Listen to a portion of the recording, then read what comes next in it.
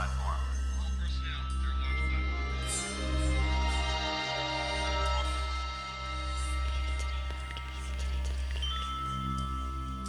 The Leaving Today podcast, the show about the news, history, and attractions of the Disneyland Resort.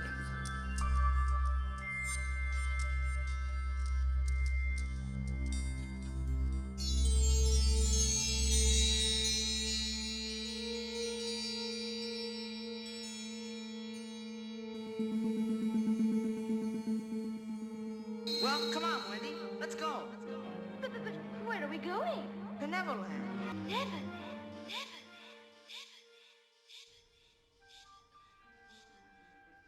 Hello, and hello. Welcome to Leaving Today podcast, episode number 194. Thank you so much for joining us this morning, this afternoon, this evening, however it is, and whenever it is. We very much appreciate it. My name is Mark, one of the co-hosts here of the LTP. Sitting to the right of me is Trail Master Puppets himself, Udi. Good evening. Good evening, sir. Sitting to the left of me via the iPad is Becky. Hey, Becky. Hi. Hi, guys. How are you? Good. We are doing super fantastic. Yep.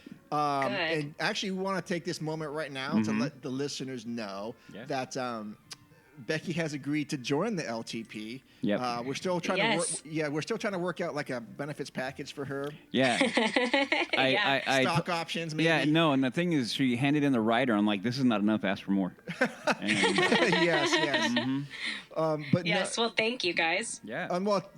Well, thank you. Yeah. I mean, little did you know, the last few episodes you were actually auditioning. Yeah. That is not even Yeah, I Were you- didn't even know. Yeah. I'm glad I didn't know, or it would have been a lot of pressure. Well, we don't ever want you to feel pressure to be on the show. No, we just no. we've enjoyed your banter and your enthusiasm for Yep. talking to us and wanting to move this pirate ship along, I guess. Yep. Yeah, that's great. I mean, I've been a listener for so long, so this really feels like a wish upon the star moment. Oh, yes. No, true. So- no, it's a bit much, but Wish upon a dark star, maybe.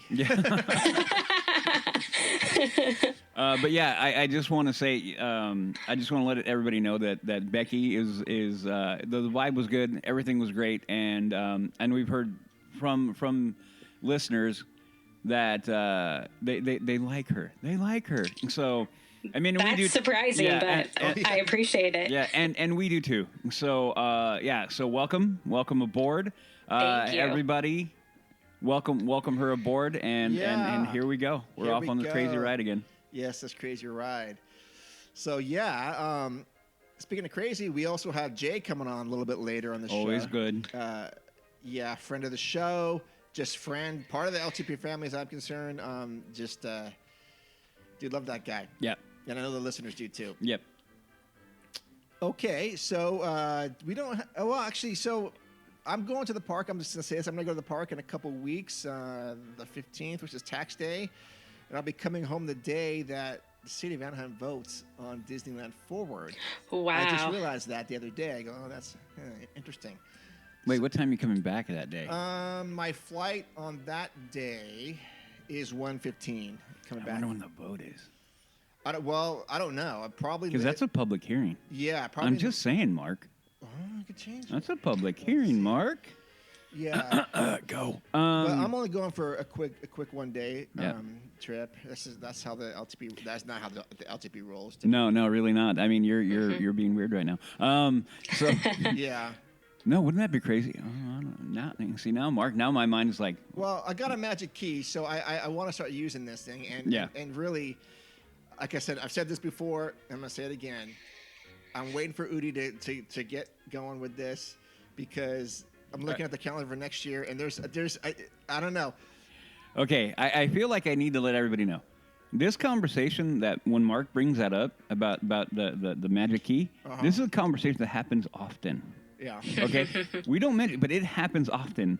The man, I mean, and it's every the same, and he knows, like, well, you know, and I'm like, I know. So he's not let off. He's not. So I'm not there yet. I'm inching closer. Okay. I'm inching closer, being like, fine, let's do this. But I'm almost there. Okay, I'm and almost there. and I'll That's just say, great. Yeah, and I'll just say I'm absolutely 100% not pressuring Udi into doing that because he wouldn't put it on anyways. That's what he says.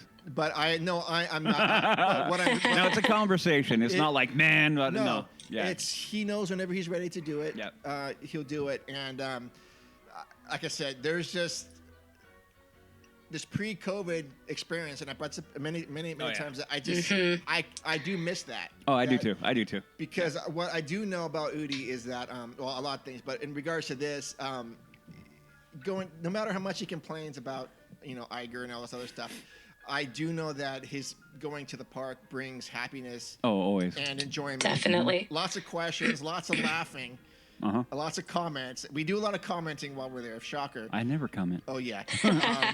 And I just want him to return to that. At some Oh no, point. I will. And the thing is, and this is always the thing is like a lot of times, and I can get how people listening over the last few months with my ranting about Iger and what's going on with the board and all that stuff. So I get how some people might go like, man, you're just down on Disney, and this is where I constantly come back to it. It's actually the exact opposite of it, and and I miss it, and this is why I'm almost at that point where I'm angry. This is why I get angry and I get so animated and so like emotional is not the right word, but Yeah. but hyped up about what's going on with Disney because I'm mad at the fact that Disney is taking it away. And I just came back from Phoenix, and I'll just say this real quick. Visiting my best friend and people. Christy, who's been on the producer, and we had a conversation about this because of her son and whatnot, and she basically said, and this is where it's at, she's like, right now Disney's priced me out. So that's the point. Sure. So, and this is what I talked to her, and I said, see, you are the epitome of what the problems are right now because you are a lover of Disney, you love the park, you love all these things, but even you are at that point where like, I can't do that. Like I can't. So we had a relatively decently long conversation about that, about, hey, and I get it. And I said, I completely get it because they haven't priced me out, but I'm at that point. It's like, is it worth my dollars? But anyway. Well, it's worth the Magic Key. Well, and that's the thing is, it's like, so Yeah. this is where I'm at. You see, like the offset, I know what I had before. Right. And I don't feel like currently that if I fork up more money than I did before, that I'd be getting the same value. That's the problem. Right. So this is where we stick. So, like I said, I will tell you, I will say this. Oh. Okay. And I said it last show. I think it was last show when they were announcing the Magic Keys and whatnot, or they had them there, or whatever. And they said the whole reservation thing. And I said, Yeah. the second they drop that off of there, then it's going to be like, okay, well then now Yeah. it's real, and that would be, I would take that as Disney throwing the ball into my court and be like, okay, we took care of what you wanted, boom, there you go. I mean, indirectly, obviously, because they're not just doing it for me, but Right. that's what I'm saying. So there are certain indicators that when they show up, I'll be like, okay. They're almost, and I'm telling you, they're on the cusp of a couple of these going off enough for me to go like, okay, let's go. Well, recently, just as like, okay, first off, Magic Keys are still available today, I know, so that's a positive. and That is also a positive. there are signs that are at the park now, and even in the Esplanade, that say, convert your daily ticket into a Magic Key. Also a plus. Did you see that? No, I didn't, but that's good. So they brought that back. Good. Okay. So, and we can go into a discussion as to why, but Oh, We can I keep I on think moving. I know what's going on. Oh, okay, but because we'll of keep April 3rd coming up, right? Because of the proxy vote. there's a lot of things going on. Yeah, So, they- without yeah. going too far into it at the beginning of the show, Yeah. because we haven't even gotten the open question yet. Oh, yeah. The opening question is Becky wants to know or what I'm looking forward to. A couple things. Booze. Well, Food and Wine Festival for sure. Yeah. And I haven't been to the parks in a year. I think it's Yeah. been a year. For Yeah. me. Have you ever Yeah. been for food and wine? Yes, I have. Yeah. Okay. Yeah. So yeah, I think it's been in a year, and last March I think I was there. So, but I went to Disney World. That's how I had to allocate my money because I had to save it for Disney World and then Disneyland. But no, I'm just looking forward to looking at, honestly, getting the vibe back, looking at the spring flowers, like the spring plants, especially in the hub. I love that kind of stuff. Matterhorn's going to be closed. Oh, I'm sorry. Incredicoaster's closed. I got it already, and Mansion's closed, Splash Mountain closed. Oh, I my got it, but at least you've Lord. got some of the highlights. I mean, Indy's open, John Cruz is open. But you know, that's fine. I don't think I'm going to be able to do a whole lot in one day, but just to go and sort of get my feet wet, I guess. And yeah, so that's what I'm looking forward to, is just kind of getting back into the vibe. That's great. That's going to be a lot of fun, just to be in the atmosphere. Yeah. And knowing that you have the magic key, you don't have to rush to try to do all of these things in one day. No, I will not be rushing around, but hopefully just checking out some new food experiences and whatnot, and just yeah. I'm excited. I can't wait to hear about it Thank when you. you get back. I might try to go live while I'm there, just to see if I can. Oh, yeah. Maybe we'll see how that. And you can feel free to spam me with photos, too. Okay, excellent. I'm fine with it. Yeah, just give me a warning when you go live. That way I can make sure to try to be. It'll be on a Monday. Ooh, I could. Yeah, you're off at what time? 3:30. 4:30 Okay. typically. It's still light out, so I'll try to shoot for that. Okay. Okay, about 4:30. Because I won't be putting it on while I'm driving home, I swear.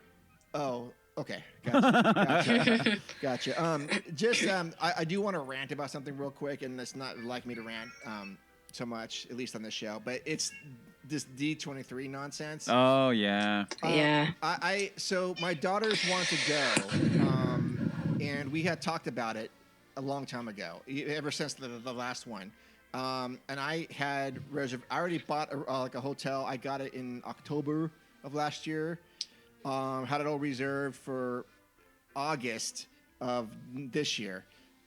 Anyways, and I'm a member of D23, and well, I should say I'm not a gold member. I'm their general member, but the tickets went on sale Tuesday, and then they went on sale Wednesday for Visa holders, and then Thursday for people like me. By Tuesday night, most of the tickets were already gone. Yeah. And I was talking to Joey about it, because Joey's going with his friends and everything, and I didn't think about it. I should have asked him to get me some tickets, because the issue is that every person can buy up to 8 tickets, and they're transferable. So Wow. Yeah, so that will absolutely lend itself to people going, well, I mean, this is not how I am, but I could buy 8 for myself, actually only used 1, and sell the other 7 on StubHub. And some of these tickets that you buy for Saturday, which is the Parks and Panel one, it's $79 or $89, whatever member you are. They're selling them for like $900. Yeah. Oh, my gosh. You're out of your mind.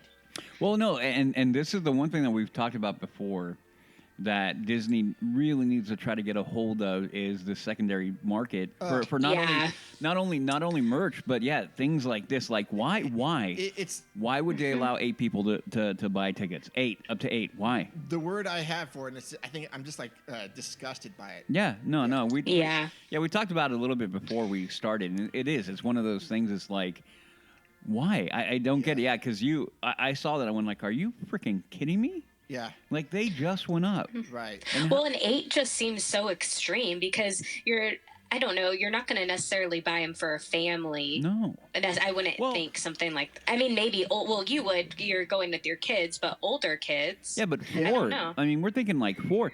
And Right. Yeah, and then 4 seems realistic. I mean, 8 is a lot, and is a lot. Yeah, my point. I mean, maybe what they're trying to rebrand it to, what the ultimate fan experience. I'm like, okay, but guess what? You just priced out and got rid of how many fans that Oh, so yeah. That this is the problem that Disney has way too much, is the division that they're beginning to get with the haves and have-nots. It's getting out of control with this craziness. So yeah, I mean, Mark, it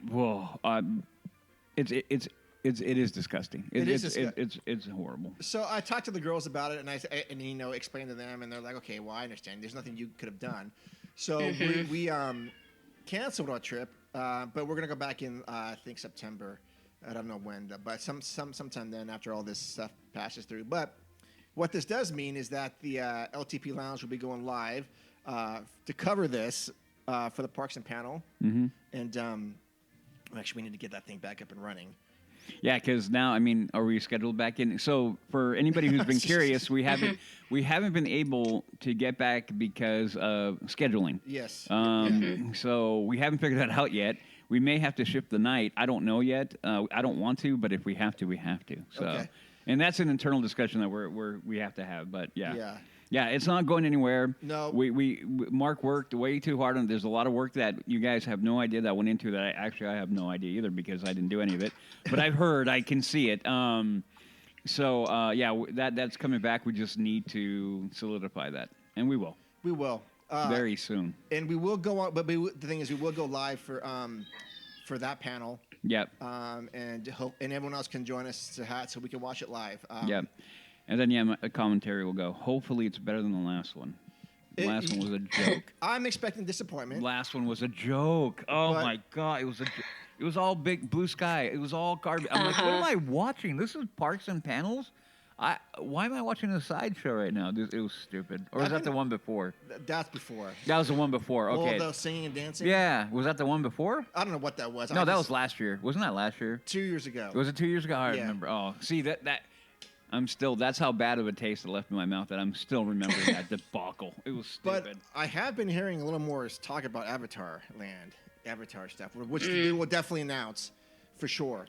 Well, the big one's going to be Disney Ford. I mean, depending on how that vote goes, this coming vote. Yeah. That's April 16th. Yeah. Mark, you gotta go. Yeah, I mean that the potentiality for there being a big reveal there is there, but I don't know. Yeah. I don't know. We'll see. We'll see. Yeah. But even then, a big reveal there, do you think it would be more of a blue sky? Since, I mean, August isn't that far away. Well, they could have stuff more narrowed down. And this is where I was going to go because what we were talking about before, I mean, our last episode when we talked to the guys from Lynn and Ken from the Sweep Spot, they were talking about how it took a very long time to get things done. And so they have to have planning. You have to have planning. Yeah. And if anything's going to get done, they probably have had people working on the base plan of what they want because if you don't know what you want to do, you don't know what line to ask for. You know what I mean? Sure. True. That's a good point. Yeah. Can you imagine though being somebody working on that and then the vote doesn't go through or something gets scrapped? Oh, that'd be so disappointing. Well, and that's the reality of it though. And this is different from what I do as opposed to what Disney's trying to do because Disney has to have these things ready to go. Yeah. What I do for a living and the projects are those laid out. You almost ask for the zoning almost before kind of what they're trying to do, but they that planning stage. What I do, it's a lot of cookie cutter.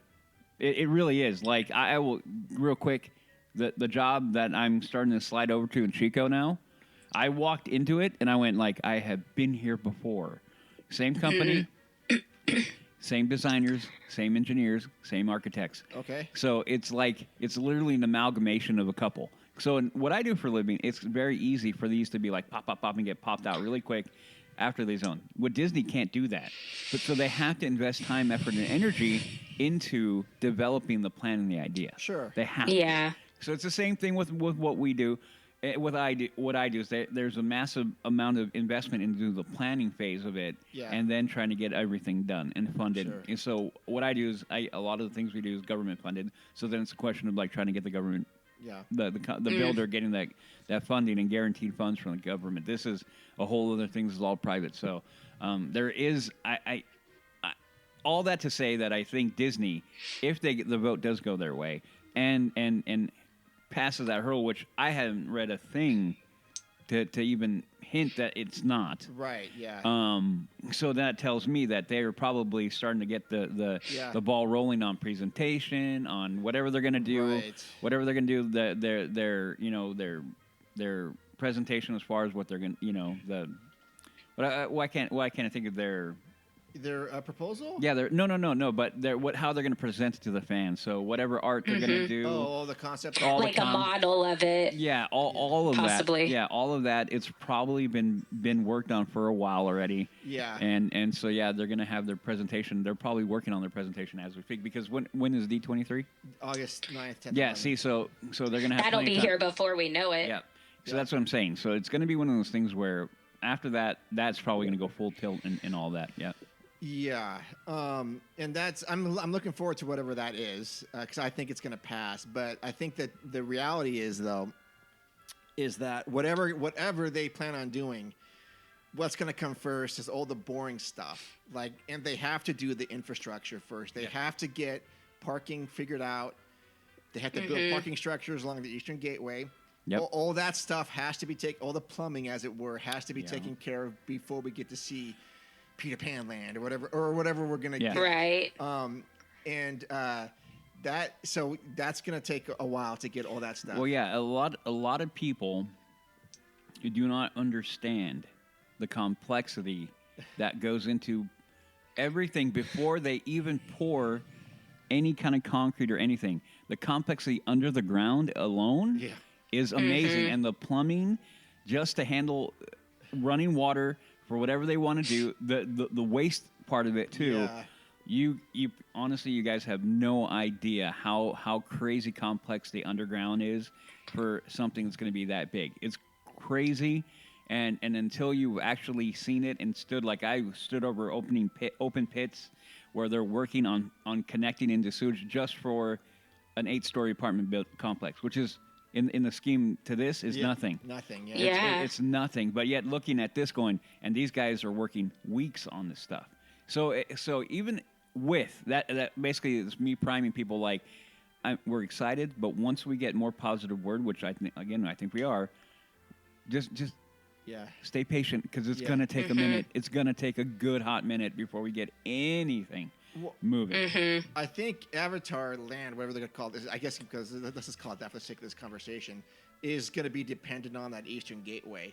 Because I think the plans are to have that Esplanade, at least where you come in now with the buses, be almost gone. Yep. For this, for Avatar Land to be working over there, because I think that's where that's going. I think that's the best bet. I think that's why I have a feeling the verbiage went from experience to land. Yeah. Because it became a thing of like, once they got a better idea that they were actually going to they actually had the political backing to begin to do that. Because a lot of people don't realize that for many years, the city council of Anaheim were not fans of Disney.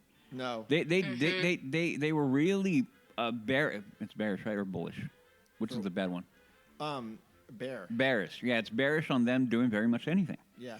And so they had to move some major hills to make stuff happen. So now looks like the city councils, I think they got, without, this is me going on the top of my head, there were a few that I remember that were kind of basically gumming up the works for Disney, and I think they got voted out. And I'm air quoting voted out. Sure. So, and the city council. So now they're definitely, so like I said, once this happens, it's going to be a long time. So we'll see. We shall see. Okay, well, people that have just joined the show, thank you. For those of you who just joined us on YouTube, I know some of you guys are listening to us from there. Which thank you so much for doing that. Yeah, thank you. Because everything's on there as well. This is how we normally start the conversation, just about some Disney stuff. And okay, well, let's go to the news. You listen to me now.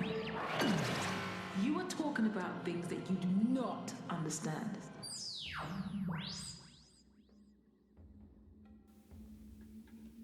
Okay. Our crack reporters here have talked about some stuff here. The first news item is Disneyland Resort testing facial recognition entry system. I know. Okay. Oh, I said that too quick. Okay. Disney Resort is testing a new facial recognition entry system. New gates were installed at DCA a few weeks ago. They're on the far right end of the park's entrance area. At least during testing, guests can't use Magic Band Plus at these gates, but these are Magic Band touch points.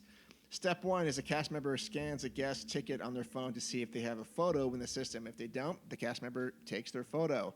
That's actually nothing new. No. Then the guest approaches the gate. Here they can scan their ticket again. A camera above the mounted screen then scans your face to see if it matches the photo in the system. Once your identity is confirmed, a pair of clear gates opens, letting you into the park.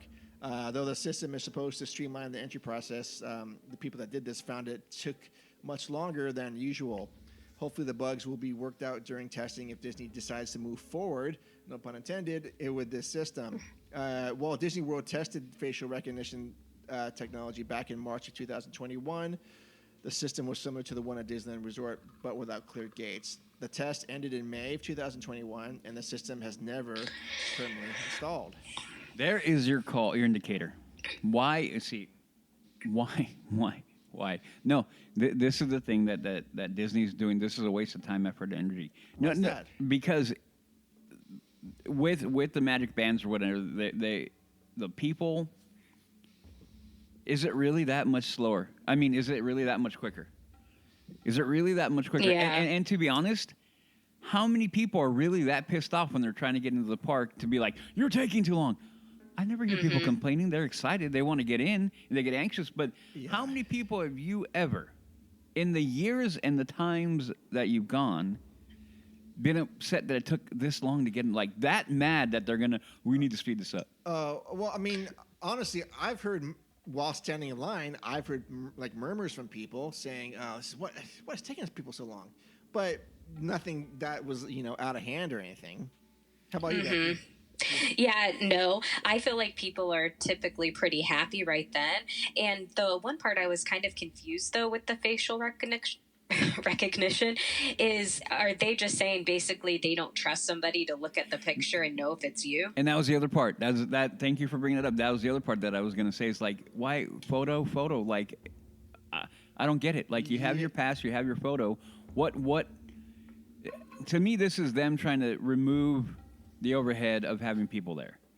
And it's like crazy to think like your driver's license. It's like me at 16 and that's fine, for the to function in society. But at Disneyland it needs to be that complex. And I am not a fan of any of this stuff anyway, as a general rule for my life. Like, we all carry around basically tracking devices in our pockets all the time. So I'm like, again, these are the parts of technology that I don't get why they are necessary. They're not necessary.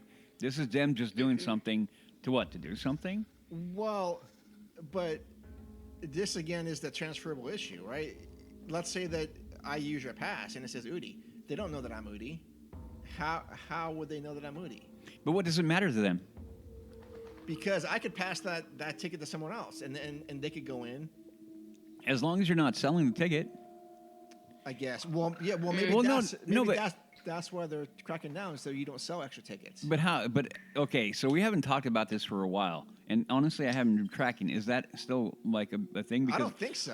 Because I know before the secondhand ticketing and all that stuff was kind of a big thing. Yeah. But I thought, I don't know why, and I could be way off base, but I thought that they had done a few things that I kind of like squashed that down to a point where it's not a big deal anymore. Well, they take your picture. Well, that's what I'm saying. So this is why so the picture's there. Yeah. You go in. What's the big deal? Like, you don't. I don't know why you need to go to a screen and. That's what I'm saying. I don't. Right. It feels like two levels of clearance. Exactly. It's like, what am I going into?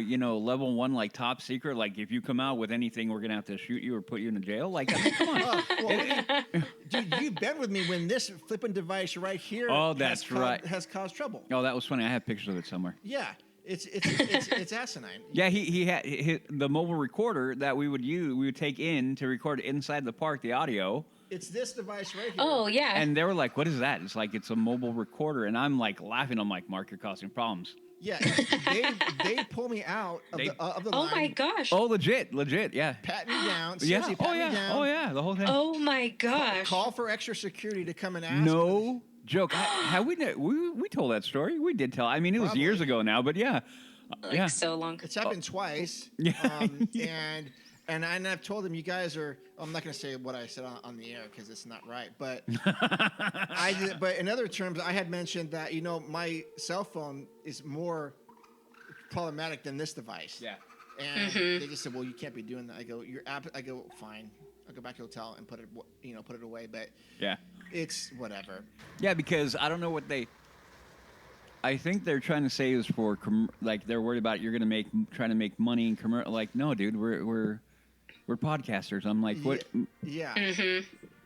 You let influencers run around here all day with cameras and stuff all day, and all of a sudden now, yeah, it was stupid. Yeah. It was stupid. It was asinine. It was. Okay, well, we shall see if this I goes got I got a kick out of it though. Yeah, it was hilarious. I think, as a side note, I think Udi had me hold his pocket knife once. Didn't you do that? I did, Oh my gosh. and it made it through. Yeah, And it made it through. yeah. Oh, it made it through, but then your equipment Yeah. got you pulled? Yeah, Wow. yeah, Okay, yeah. I well, forgot. that's... Okay, so everybody knows I carry a pocket knife with me everywhere I go. Wait. Who knows what Udi's going to pull out his pocket? Oh, it's a knife. Okay. Pocket knife. Yeah, it was probably. I don't think it was that. It was something. I don't No, know. it was a similar one. Okay. But I carry them everywhere, and there were many times where I forget that I have them. Like, oh no, this might be a problem. Yeah. Yeah. But no, that time it's like we bared and we're good. Okay. Well, let's move on from this ridiculous topic. Okay, Oh. and on to another one. I'm sorry, did I say that out loud? Next news item.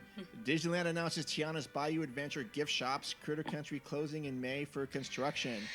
Ray's Berets and Lewis's Critter Club. That sounds like a sandwich to me. What would be on the Lewis's Critter Club? At least three slices of bread, right? And squirrel? Bacon is supposed to be on there. That's a club. Bacon and squirrel? Yeah, I don't know. Could be. Good possum? Little Possum. Yeah, possum. I mean, I don't know. Yeah, I don't know. Okay. Honestly, his name's stupid, but that's The just Briar my Patch. Okay. The Briar Patch will become Ray's Berets, named for Tiana's Firefly friend in The Princess and the Frog. Mm-hmm. Concept art indicates that the store will retain much of its old appearance, but with the addition of firefly lights and the foliage on the roof. At Ray's Berets, guests can shop for headwear, apparel, accessories, toys, and more. Okay. The left-hand side of Pooh Corner will become Lewis's Critter Club. The treats side of Pooh Corner will remain as is.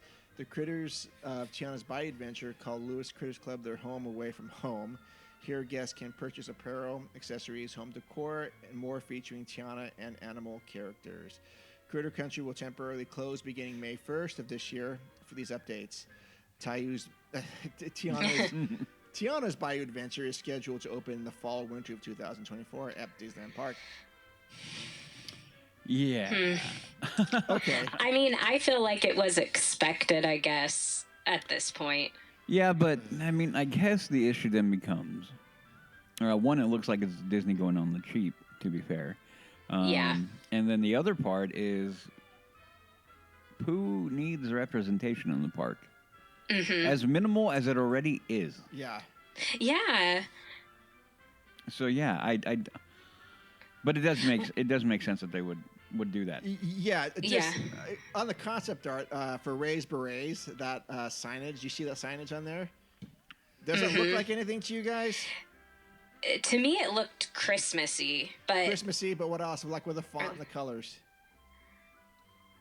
like, Oh, Splash Mountain. It's yeah, Splash- the same It is thing. Splash Mountain. yeah, Yeah. So I hadn't really looked at maybe it it's until like right the- now.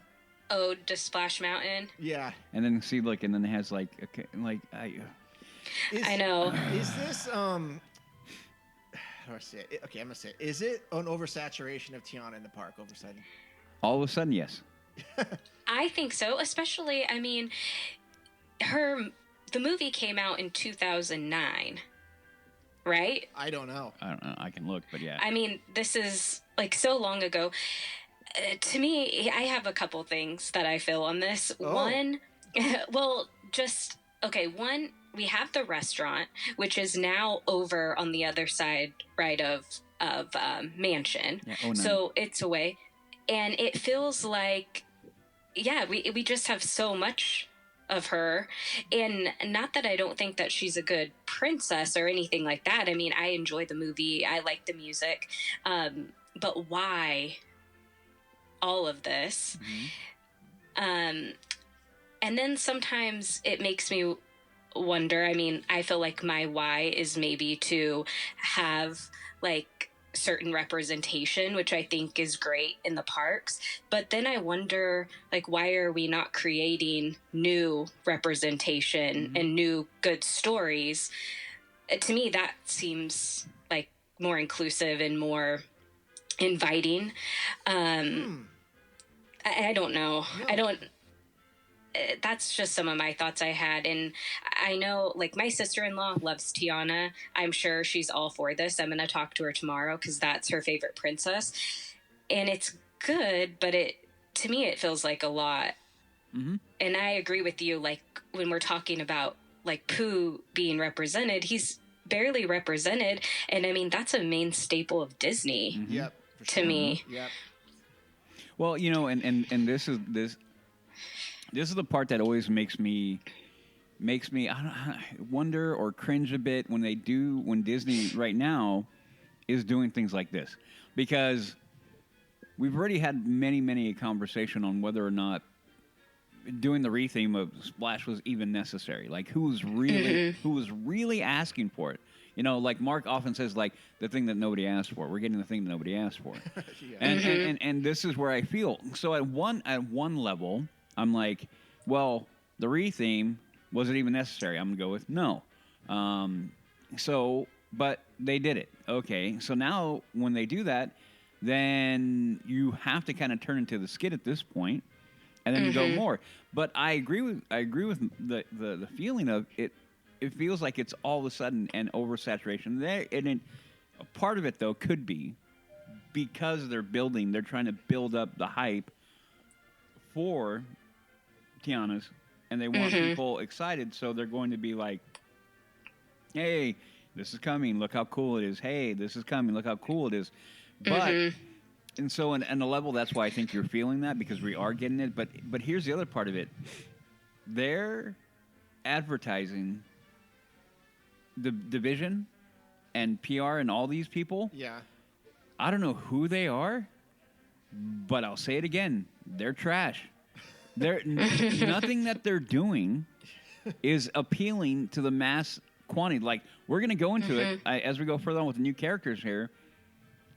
It feels all overwhelmingly underwhelming, if that makes sense. Sure. Like, it's so, like, underwhelming. You're like, I can't believe how underwhelmed this all is. Yeah. A brand new attraction opening. I mean, think about Galaxy's Edge. I mean, when Galaxy's Edge got announced, everybody's like, whoa, whoa, whoa, whoa. And then as it was developing, think about all the conversations we had about it building and moving and what was this going to do and da-da-da. And then once we got the layout, okay, this is going to happen. What about this attraction? Da-da. Think about this. Now we have a very iconic attraction like Splash being removed for this, and then how many people in our sphere and in any of your spheres out there are really jacked and animated and excited that this is coming? Well, they might say they are because they want listeners to follow them, and they don't want Disney to piss true. off. Well, no, and I get, okay, so we always say there's a certain sect of podcasters out there that will do this and be all for it, and they're doing it because they want to stay in good graces. Sure. Yes. I don't fault them for that. It's whatever. That's what you do. I just don't do that. We don't do that. I'd prefer to stay good, true to myself, and speak my mind than sit there and go, well, I can't say that because Disney might get mad. Hey, if you want to do that, that's up to you. I'm not. But that being said, it's like, that's what I'm saying. Other than people like that, there are obviously they're going to be like your sister-in-law, right? Is going to be jacked for it, and there's going to be a segment of people who are. But I'm going more with the overwhelming majority of people are kind of like, and something to say too. My sister-in-law, she started coming as an adult once she was marrying into our family, and so that's also a different experience as well, because she doesn't have those childhood memories associated with Splash Mountain. Yeah, no, and so definitely like we know amongst ourselves and in the Disney diehards and the Disney faithful, as I say, we have those experiences because part of our love and our interest in the park is rooted in our childhood. It so is, I get how that can be different for Disney's the adults coming into Disney, without having it in their childhood. So I know that's going to hit different. But that still being said, I don't see it. I don't hear it. I know what you mean. You don't hear people that are just like, oh my God, we can't wait. Oh, yeah, no. When Galaxy's Edge was coming up, everybody was like, I mean, the good and the bad. I mean, like I said, it had it had some very heated, and we had very heated conversations Oh, yeah. about it. But like I said, and we had heated conversations about this when they're talking about taking it out. But once now it's out, then we're all kind of like, well, so what now? Now it's more of us just holding on, like, I Well, hope it's good. Yeah, and I guess what I don't like, and I don't want to come across too negative, is just the aspect of now it just feels like, let's sprinkle this IP wherever. Sure. And that's the part I don't like. Like, I would rather see the IP in the park, and it's done in a calculated, exciting way. Yeah. Not just, okay, well, you guys want Tiana or this representation. Here it is, here it is, here it is. Sure. Yeah. No, and this is when I say that's Disney on the cheap, Oh yeah. because that's what it Right. is. It doesn't feel like they've taken the time, effort, and energy to be calculated about their move. Now, Disney doesn't make perfect moves every time, obviously, and we don't expect them to. I mean, Disney California, the first iteration, They're very reactive. yes. So right now they have become very reactive. Yeah. So this is why I think this is happening. Another question I have is, I know the last time when I visited the park, they did have a shop that was up near the restaurant. Is that still there? Yes, or have it they? is. It is. So that seems weird to me too, because now you've got this over on that side of the park and this over here. Sure. And like this, I don't know that I necessarily am going to leave home with like sauces and all these different things, but maybe, I mean, like, I guess, I don't know, maybe, or like a gift to get somebody type of thing. But that also makes a little more sense to me than the berets. Yep. I don't. Yeah. So You know, again- at least like, yeah. And then looking at the concept art, like I said, is definitely Disney on the cheap. It is. It's one of those things that I get. This is when I get frustrated with Disney. Yeah. It's when you see things like this. Like, come on, like. Well, it might not. Maybe they're just gonna go. Well, let's see how this actually flies. And it could be it. True. And that could be it. It Yeah. could be part, but I don't know. I mean, we know that regardless of how people take Tiana's Bayou, it's there. It's gonna be there. We've got a decade. We've got a decade of this attraction in our future.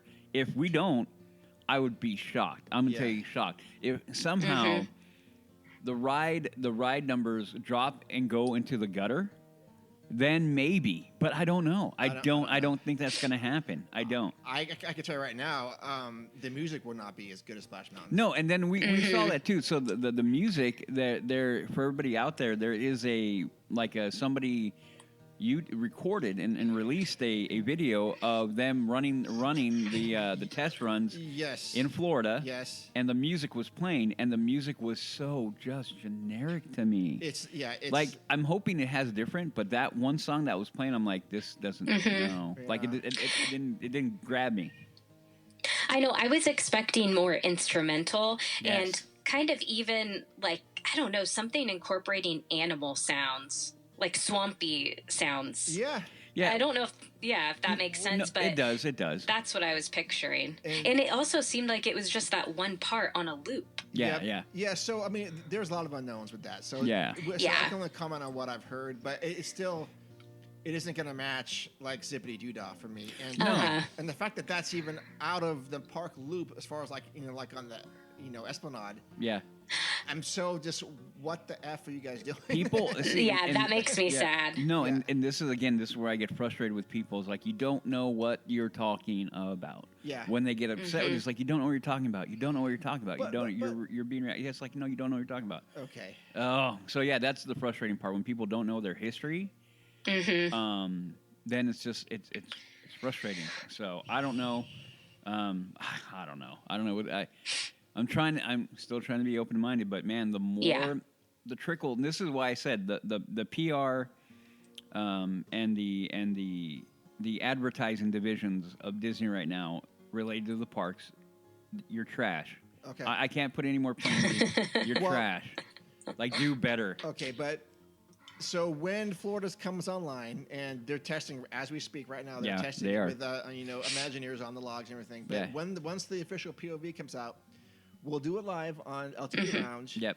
And I promise you, I will not look at it before. I won't either. You know me with that. I will not. And of course, Beck, you're welcome to join us as Yep. well. Yeah. And we're just gonna go. Okay, what is going on here? And I'm sure there's gonna be like a walk around, and we're gonna be able to see it firsthand. Yep. Yep. Okay. And do we know ours is going to be exactly the same, or No. are there going? It's going to be a little bit different. Yeah, a little bit different. Okay. Yeah. Which I know there are some differences even with Splash Mountain. Yeah, I mean, Between theirs. just because their log configuration is different than ours. Theirs is a 2x2. Yeah. Ours is like Yeah. a straight, so I think they have to put animatronics in with that in mind. Okay. And the layout is not exactly the same. So we'll see how Yeah, how it all that'll goes. Yep. be interesting. Yeah. Speaking of this, the hits the hits just keep on coming. First look at new Tiana's Bayou Adventure critter characters and more story revealed. Disney Parks blog announced new details about some of Tiana's Bayou Adventure characters and the ride story. Here's what Disney Parks blog had to say about the story of Tiana's Bayou Adventure. In the Bayou, Princess Tiana is getting ready to throw a big party, but there's been a bit of a mix-up between Prince Naveen and Louis. Uh-oh. The princess suddenly finds herself in need of a band. We previously shared the all-new Disney characters were being created for this attraction, and that's where the critters come in. Even with the richest roux for your gumbo and the most delicious beignets, a true Mardi Gras celebration is not complete without music. Of course, we all know that. Yeah. We'll follow Tiana and Louis into the bayou in a last-minute search for this essential missing ingredient for her party. Musical critters. The first critter encounter of Tiana's Bayou Adventure will feature a group of animal musicians playing a Zydeco rendition of Gonna Take You There from The Princess and the Frog. Disney previously shared a concept art featuring these new critter characters who play music on makeshift instruments made from natural materials and human-made found objects. We now know the names and other details of each critter. All right. So the first one we've got, was that a beaver? Yep. Yeah. Baida? The beaver? Sure. By Halia. Oh, Bahalia But does that's not. how I would say about. Oh, but she, or I don't know. Are these male, female characters? I don't know. Okay.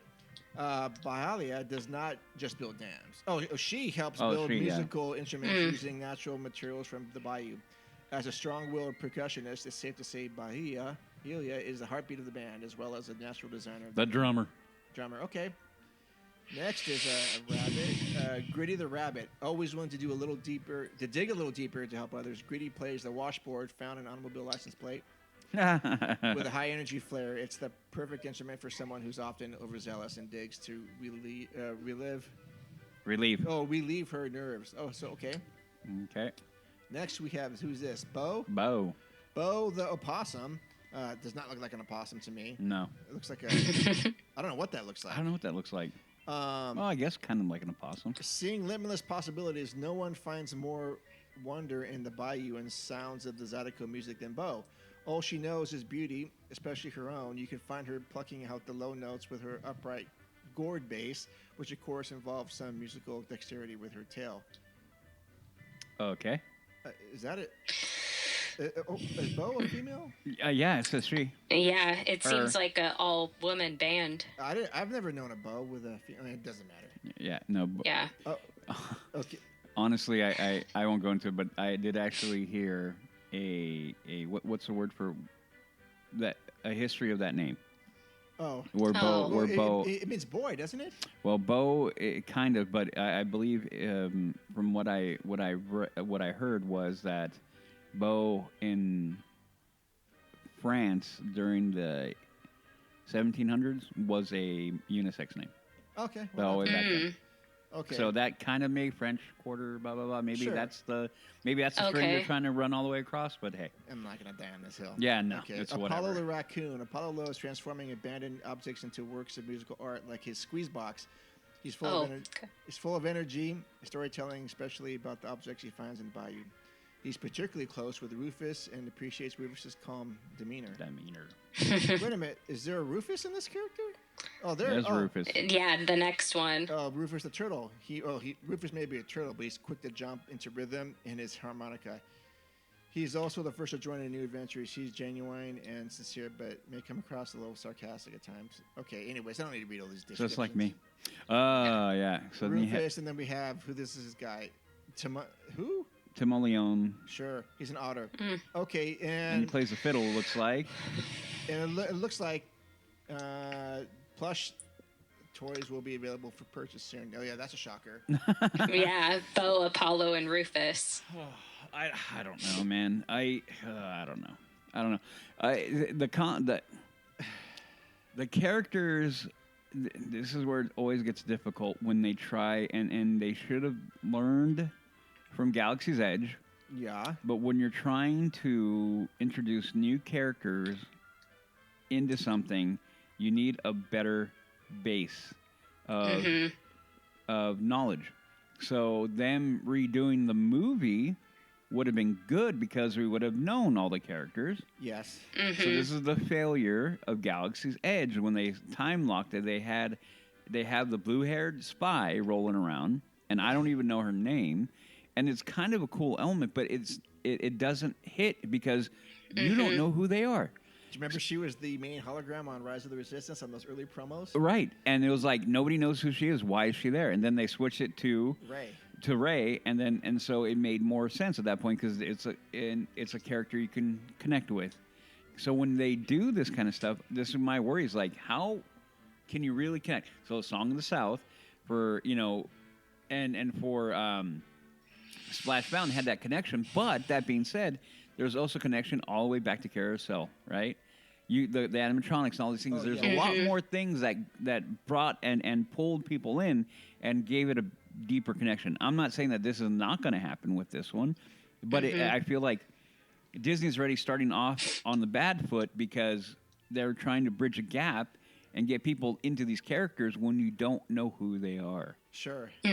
So that's my question is like, while the character art seems okay to me, like Rufus, I like. I just like they're that. cute. The image of the turtle, playing a harmonica is cool. And then Apollo, those are two characters that I'm like, oh, cool, I like them. Sure. The other ones are kind of like, man, whatever. But still, like I said, it's one of those things like Disney advertising. Like, what are you doing? Like, come on. Yeah, I got some Country Bear Jamboree vibes from this. A little bit. Yeah, A little bit. well, yeah, especially getting such a backstory. But then it's kind of interesting because I love Disney for having the details like that where you do get backstory.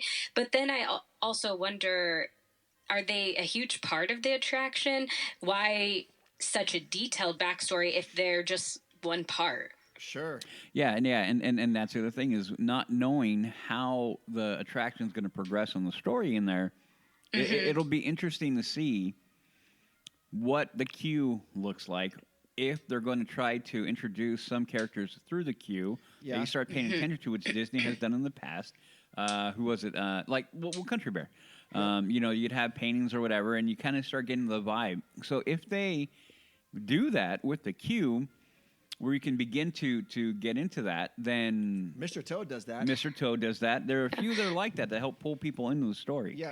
But then I have a question. So if this is something where it's doing more of a virtual queue to begin with, are we going to miss out on kind of those elements by skipping the queue? Well, no, and that's been my problem, my critique of virtual queues and whatnot, because you do miss out on that. So I don't like that. Yeah, because it's like storytelling starting from right there, and then you're missing a chunk of a story. Well, and that was part of the reason why I get frustrated with indie per se, because the queue is amazing. Like, no, I got like, well, it's going to take you an hour to get there. I'm good. Yeah, absolutely. Yeah. I got no problem. Yeah, Like, well, and with you the see where I music am? and everything. Yeah, exactly. Like, yeah, it's look so where I'm at. relaxing. Yeah, like look where I'm at. Look at all these things I can do in here. I'm cool. Sure. And so that's the problem. Like, so I don't know what they're going to do here, obviously. So I don't know. I hope they don't do that, because if they're trying to build a following and for this attraction, they need to pull people into it and have them connect at a very deep level with it. Absolutely. If they don't do that, it's going to be it's not going to be successful. Yep. So I hope the Imagineering has had these thoughts and these conversations. God, I hope they're having these conversations when they were planning this out. It's like, well, how do we pull people in? How do we get them grounded with these characters? How do we connect them? They cannot rely on Tiana. They cannot. They cannot. And if they do that, and if they've done that, they're in for a rude awakening. And Yeah. sadly, I have a bad feeling they've done that because Disney has been resting on their laurels a little long. But that's a whole other thing. Yeah. Yeah. Anyway, All right. Well, next. always fun Tiana talk. Sure. Next story is not about Tiana, unfortunately. The 2024 Disney Legends were announced. How much? There's 14 of them. 15. 15. No, 14, because Ryan Seacrest is not. Yeah, Ryan Seacrest. Oh, he's hosted, so it is 14. Okay, so these folks will be honored on August 11th as part of D23. If you want, we can cover that live too, but I don't know if you really want to. Maybe. Okay, sure. We've got Colleen Atwood. Who's that? She's costume designer. Angela Bassett, film and television. Martha Blanding, Parks and Resorts. James Brooks, television. James Cameron, film. Yeah. Jamie Lee Curtis, film. Miley Cyrus, television and music. Steve Ditko, publishing. Harrison Ford, who's that? For film. Mark Hahn, animator. Frank Oz, jeez, yeah, so yeah, for sure. Kelly Ripa, okay. Okay. Joe Rohde, Yeah. Imagineering for sure. John Williams, okay. Good Lord, yeah. An all-star cast here. Somewhat. I mean, there's always people that raise eyebrows for me whenever these come out. Yeah. And again, why Jay isn't on this list, I don't know. I don't know. Oh, I know. I would trade Kelly Ripa right now for Jay. For Jay, like, yeah.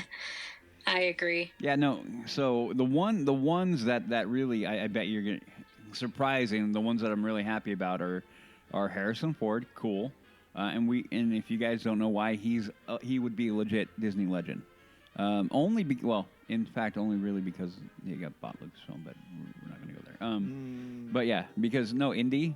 Well, yeah, I mean They bought Indy. They bought Star Wars. Other than Yeah. that, he hasn't really done very much.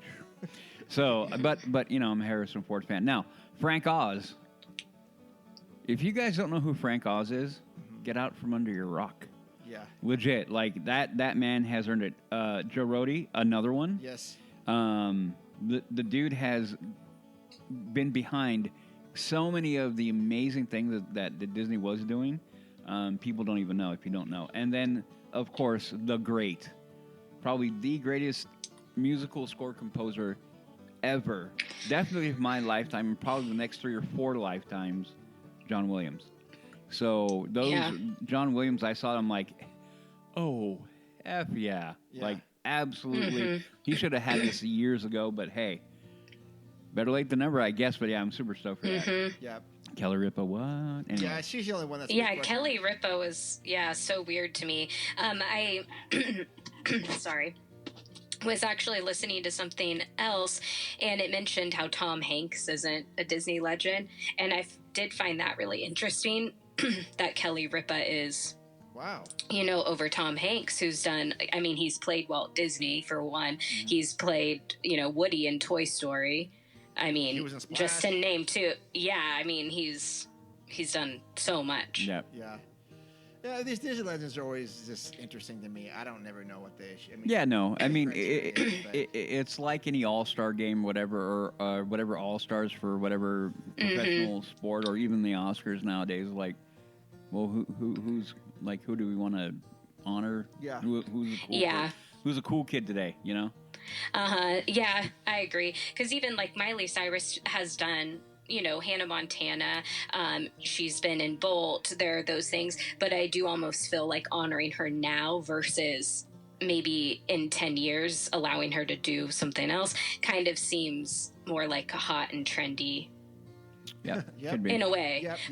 But I'm not saying she shouldn't get it. It's, Yeah.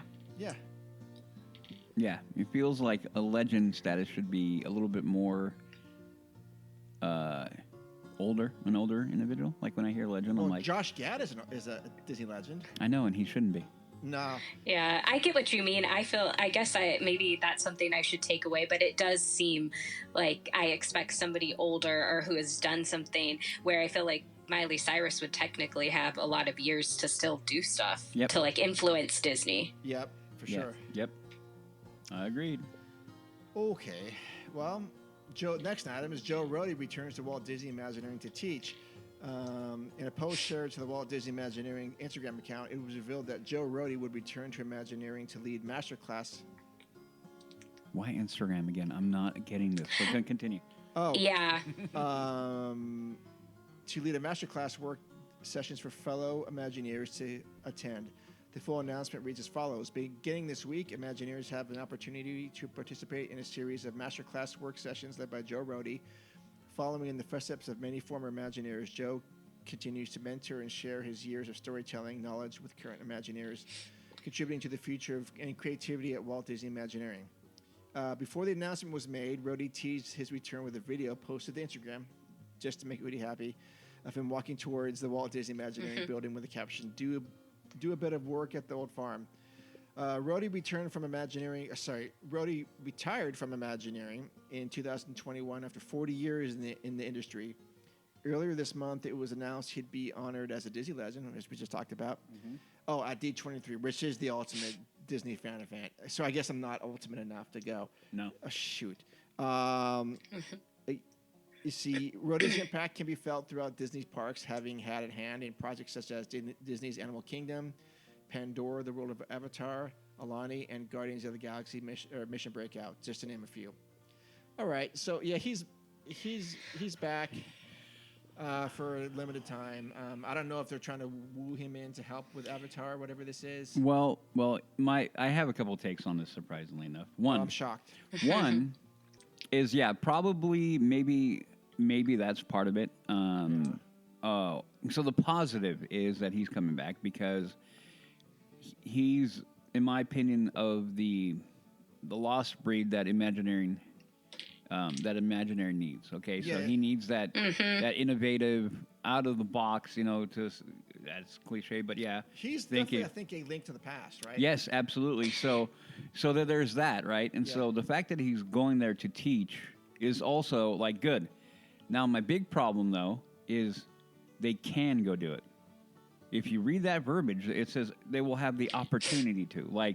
Okay, they make. I could be wrong, but they're making it sound like, oh, you can go if you want to. If I'm Disney, I'm like, no. This guy's going to get it all up in your business as much as he wants, and he will critique you, and you will listen. Okay, you will listen. So you, new Imagineer, coming in, respect what he's done, realize the privilege and how much knowledge you can earn and get from this guy, and develop your skill. So I know in my trade, there are guys around me that when they start talking, I shut up. Yeah. And that's odd for a lot of people to hear me quiet, but I get that. But I shut up because I'm taking in info. I'm like, okay, I don't know this, and I can learn a ton from this guy because he's been around the world a few more times than I have. Yeah. And I can further my career and my own skill set by just shutting up and listening. Yeah. Well, and you're right. There is a difference between here's a continuing education or master class you can do if you want to versus you're kind of like an apprentice for somebody and they're teaching you everything they know. Yeah, because right now in my trade, if you can't hack it, I want to know. And I've had, and I think I've made the story, I had a guy quit in 2 days.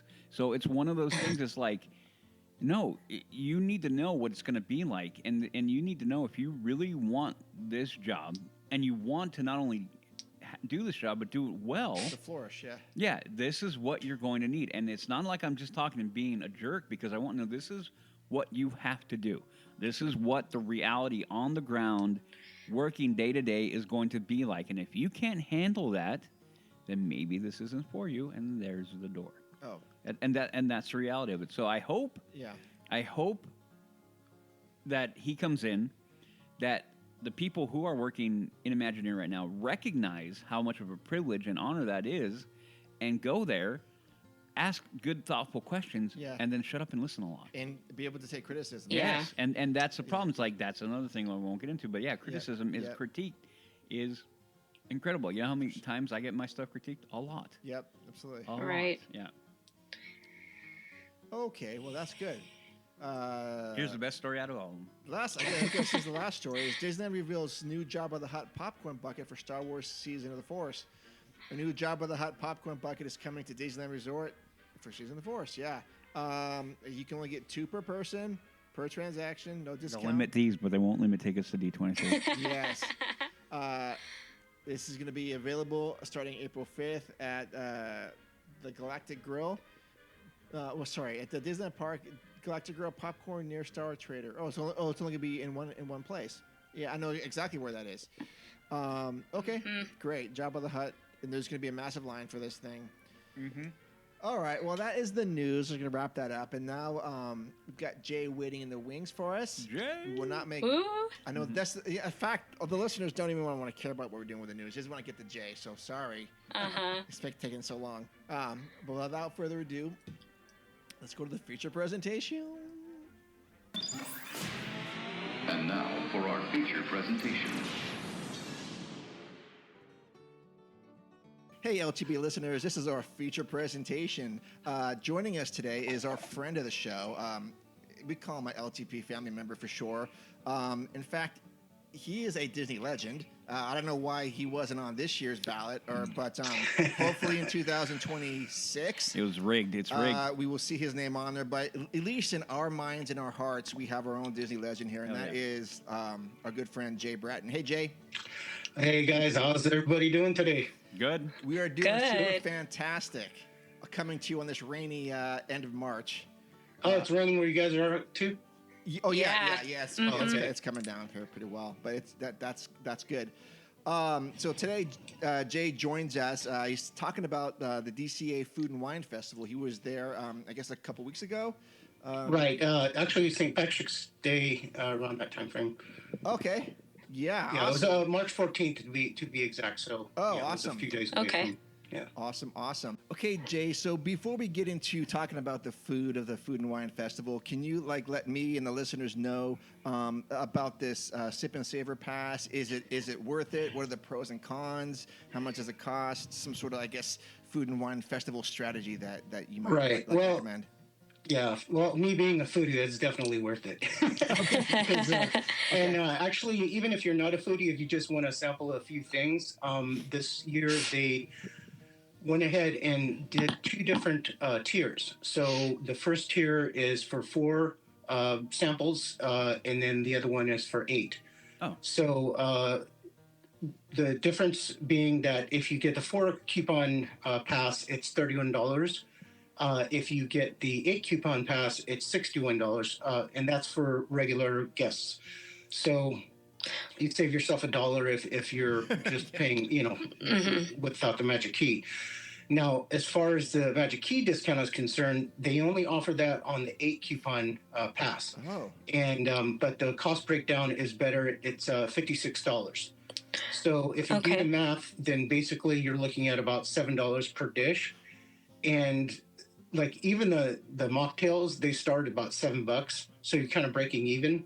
The other foods, again, it varies. I've seen them as high as $9. So in my opinion, you definitely save money, especially if you're getting 8 different items. Oh, for sure.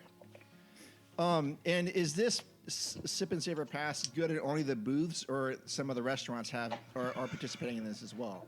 Yeah, so some of the locations that aren't advertised on the website or on the menu for the Food and Wine Festival are places like the Hollywood Catering Company, the Paradise Garden Grill, Boardwalk Pizza and Pasta, but they have really limited selections. And I don't know. I mean, the only one that we tried was at Hollywood Catering Company, and that one, it wound up being, I believe, $7.99, and that was for one of the dishes that they offered for the festival. And then also they do have special menu items in conjunction with the Food and Wine Festival in downtown Disney as well. Oh, but the thing is that they're not eligible for the Sip and Savor. But they have these special menu items, but you just have to pay, regular price for it. Oh, that is good to know. Good to know. Okay. Well, great. So that's some good information that we're armed with now. So lead us into temptation here, Jeff. Well, one of the I guess, big things this year, according to like the various vlogs that I follow and so forth, is the Golden Dreams booth has a frozen old fashioned, and essentially it's non-alcoholic. And because it was so popular, we decided to go ahead and get that first. Just even though it's like 11 o'clock in the morning, and we were just like, hey, we're doing it. We're adults, so we can indulge. We can do dessert first. And this one was really good. The thing about it is that the bourbon wasn't as pronounced as I would like, but it's non-alcoholic, and plus, right. So it's a frozen treat, and for families, that I'm sure that kids would be like, ugh, if it was too much bourbon flavor. Yeah. Right. It looks really good. Yeah, well, my hope is they make an alcohol version in the future. Thank you. I'm going to wait for that one. I'm sure they could devise a way. Right? Like this one. Yeah, well, I mean, look, there's one technique for making ice cream is using liquid nitrogen, which is way colder than alcohol. So, you can freeze it that way. But anyways, that's neither here nor there. Just gotta, I'm glad that they introduced this. It's pretty innovative. I've never even seen anything like this before. So I'm always excited to try new things. The ice cream was really creamy and soft. It was like almost like a hybrid between a regular ice cream that you get at the store, the little tub of ice cream, and a soft serve. So wow, it was kind of it was. I don't want to say mushy. It was kind of like it like when you bit into it, it was easy. It was very easy on the mouth, so to speak. Yeah.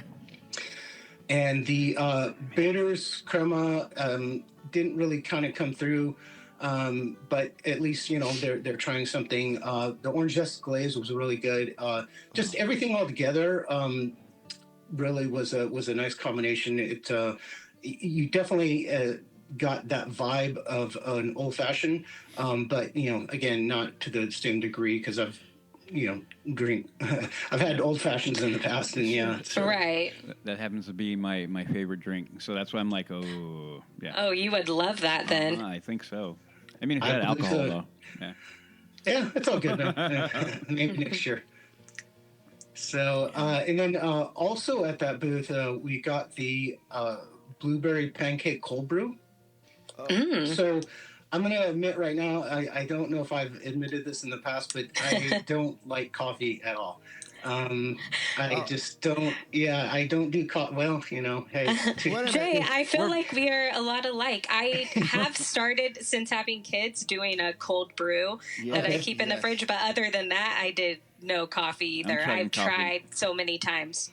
Wait a minute. So this is interesting for me. So Jay does not like coffee, and I know he does not like cheesecake, and there's something else he doesn't like. What the heck was it? It was some vegetable he didn't eat.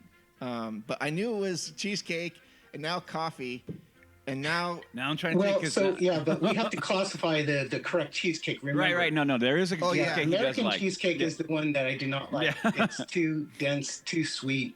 I don't enjoy it.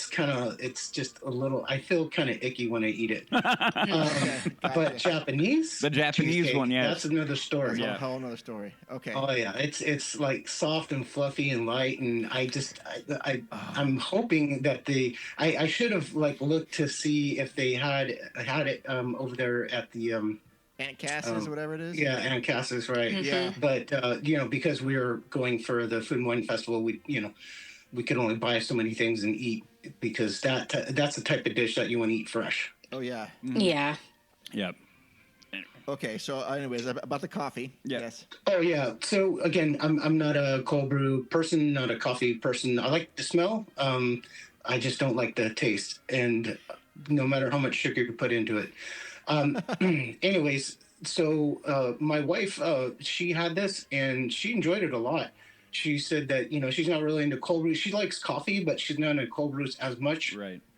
But she says this is like one of her favorite that she's had at Disneyland. So I would say if you're into cold brews or coffee, then this is a worthwhile investment. $7.25 retail, but again, if you use a coupon, it's not bad. It's not bad. Yeah. Right. No, it sounds really good. I'm reading what's in that, and then I mean the base. They're using really good coffee to start. So that's always going to be the important part, right? Having the right base for everything. And well, and the blueberry pancake makes it sound mapley and really good. Yeah. And it wasn't. Did she say it was overly? Because it sounds overly sweet, though. It does sound overly sweet. She didn't think so. Okay. Yeah. So I'm not sure the balance, how they're counterbalancing the sweetness.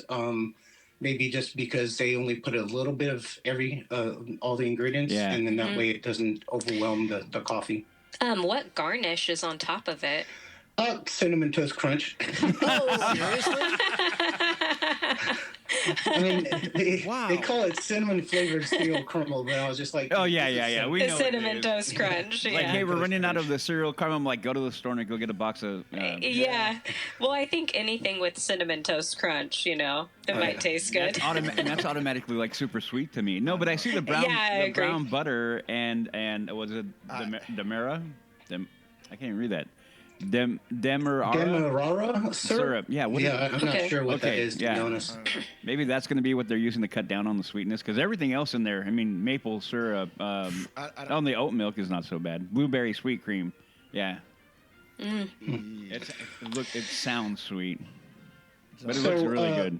I just looked up the word Demerara, and apparently it is a light brown cane sugar, probably from Guyana. Oh, well, then no. That's not going to be cutting down on the sweetness at all. No. But it looks really good. It looks really, really good. Mm-hmm. I took her word for it, like I said. Yeah. So the next dish was from the LA Style booth, and that was the carnita style pork belly with esquites corn mac salad featuring tajin habanero. Yes, man. Okay, this was on my list, Jay. Yeah, and this one I was like pointing at before. I'm like, look at that one, look at that one. This was the one I was pointing at. Okay, so there's a good and a bad to this. Oh man, I knew it from your tone. I knew. The tone would disappoint you. But... Yeah, when you paused, and I went, there's a button. This one. Oh man. Here's the deal. Okay. So I was a little hesitant because it's received mixed reviews on some food sites and some of the vlogs and so forth. But I was like, you know what, I'm gonna go for it. And I said, even if the mac salad was the only thing that was a little bit problematic in my opinion, like when I formulate these flavors in my head. But I was like, well, if it's bad, then I can, take it home, fix it up, that kind of thing. Right. Mm-hmm. So anyhow, the pork belly itself, it was good. It was tender. It was a bit overcooked, but it's sometimes you're gonna get those the lots where all the meat is cooked correctly, and then other times it's going to be overcooked, that kind of thing. There's just, unfortunately, there's inconsistency with the food quality at these festivals. So anyhow, the pork belly is good, tender. The flavor is actually pretty nice. It has like like you're in your head, you're like, wait, this is carnitas, but it's a pork belly. So your mind is like, okay, cool, awesome. Sounds great, and it tastes great.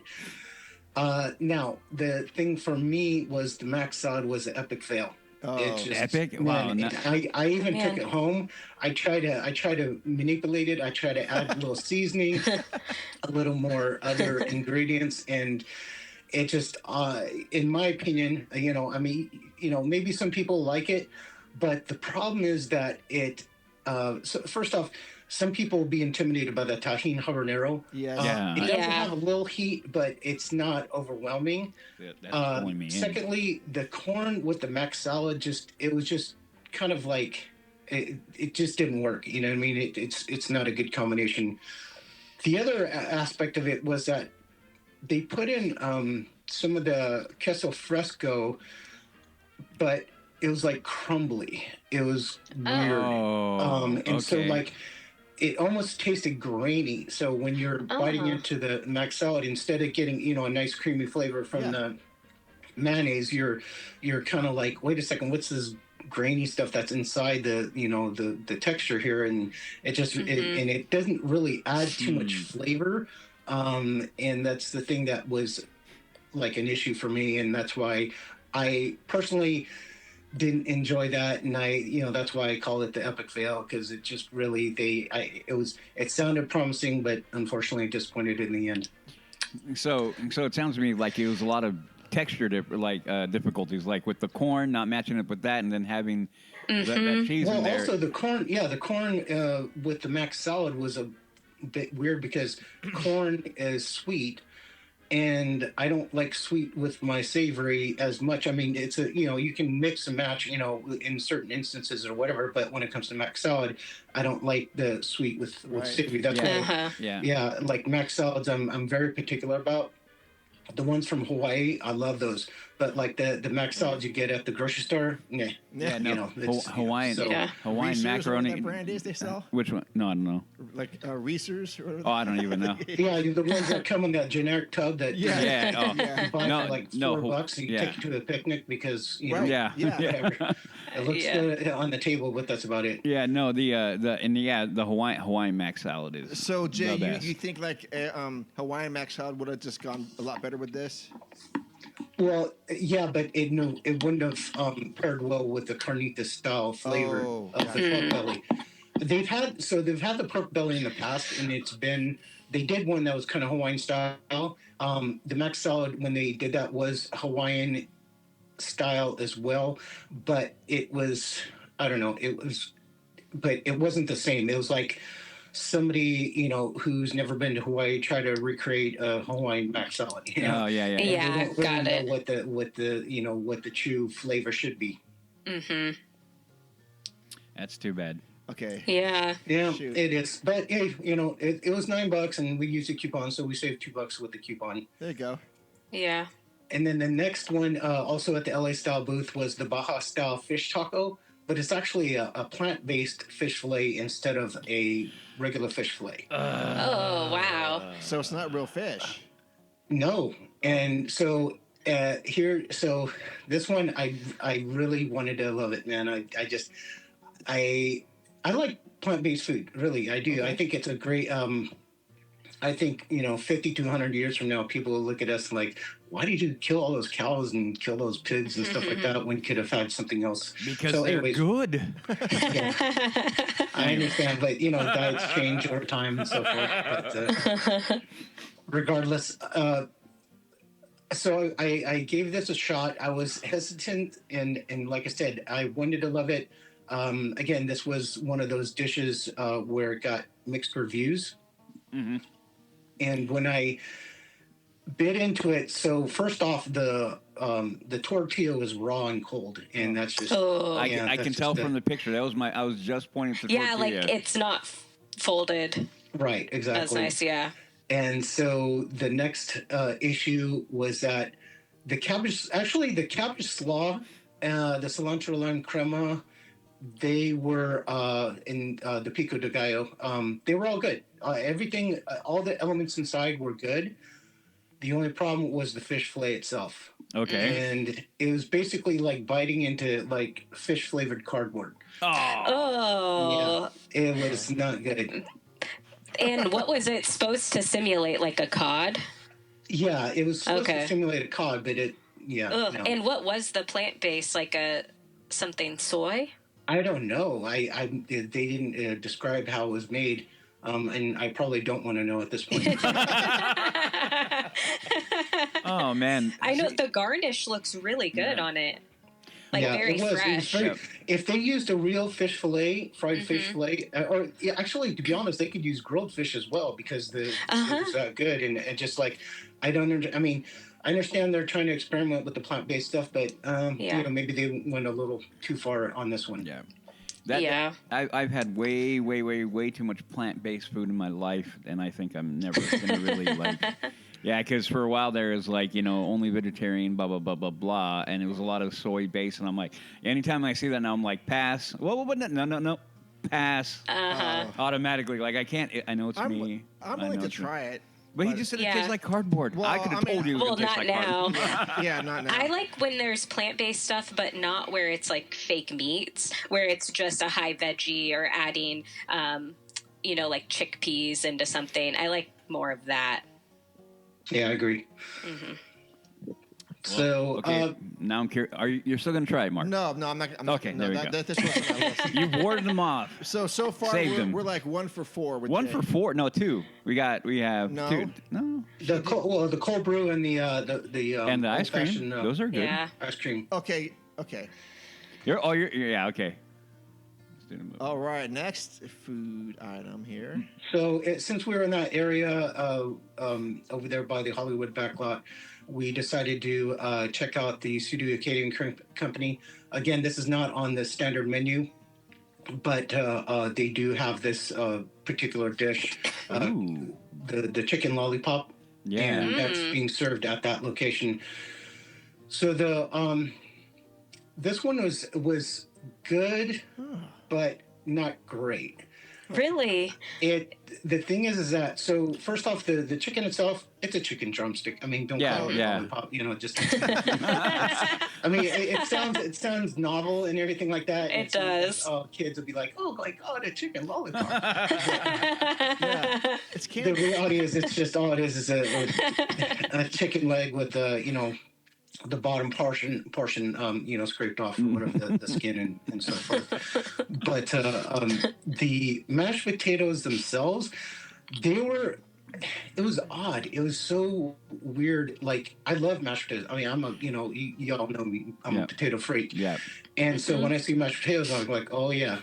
Yeah, you hone in on that one. I'm going. Yeah, but the problem is that the caramelized fennel was a little off-putting, and the fried carrots, that definitely was off-putting because it was weird that because the fried carrots, first off, they were not salted, so it was just like kind of fried carrots and carrots, just a lot of sweetness to it, and so that kind of like was supposed to contrast with the saltiness of the mashed potatoes, but then that's where the caramelized fennel was sort of like confusing the whole issue. And I'm just like, okay, I really wanted to like it, but unfortunately it just wasn't for me. So it also, for a lot of these that I've been I always get the feeling like they way over garnish it, and I'm looking at that and I'm like, it looks like a pile of garnish on top of it, right? And I'm like, why'd you do that? I mean, because poblano, so the mash itself though, that was good. Right, I mean, if you just with me, mashed potatoes, you can't. And you and me are the same with that. Like, you show me a potato, and I'm gonna be like, I'm eating it. It's just the way it goes. So, that's why I'm just looking at this picture. I'm like, man, it looks like it's like a third of it is nothing but garnish. Yeah, you can't even tell that it's mashed potatoes. Really. That's too bad, man. And mashed potatoes are something. It almost feels like they tried to overcomplicate it. Right. No, yeah, you're 100% right. Exactly. Yep. Yeah, keep it simple and just add good flavor to it, and it's good. You just get a good potato, yeah. Yeah, and one of the dishes we're going to speak of later on is, it's beef and potatoes, really. And they didn't do anything to the potatoes. They just said, here's mashed potatoes, and like, here you go, boom, boom, boom. And the dish works well. Yeah. There's no reason to, to go overboard with it. Yep. And next, since it was after 12 o'clock, I decided to get an alcoholic beverage. This one I'm waiting. I'm on bated breath on how this, because this one sounds amazing to me. Okay, so it's good, man. But do you notice? No. Here's the thing. Okay. Do you notice one of the ingredients in there? The coffee. Coffee. Oh, for you. Exactly. Yeah. Okay. So yeah. I was told that you couldn't taste the coffee. That was told wrong. You definitely couldn't taste the coffee.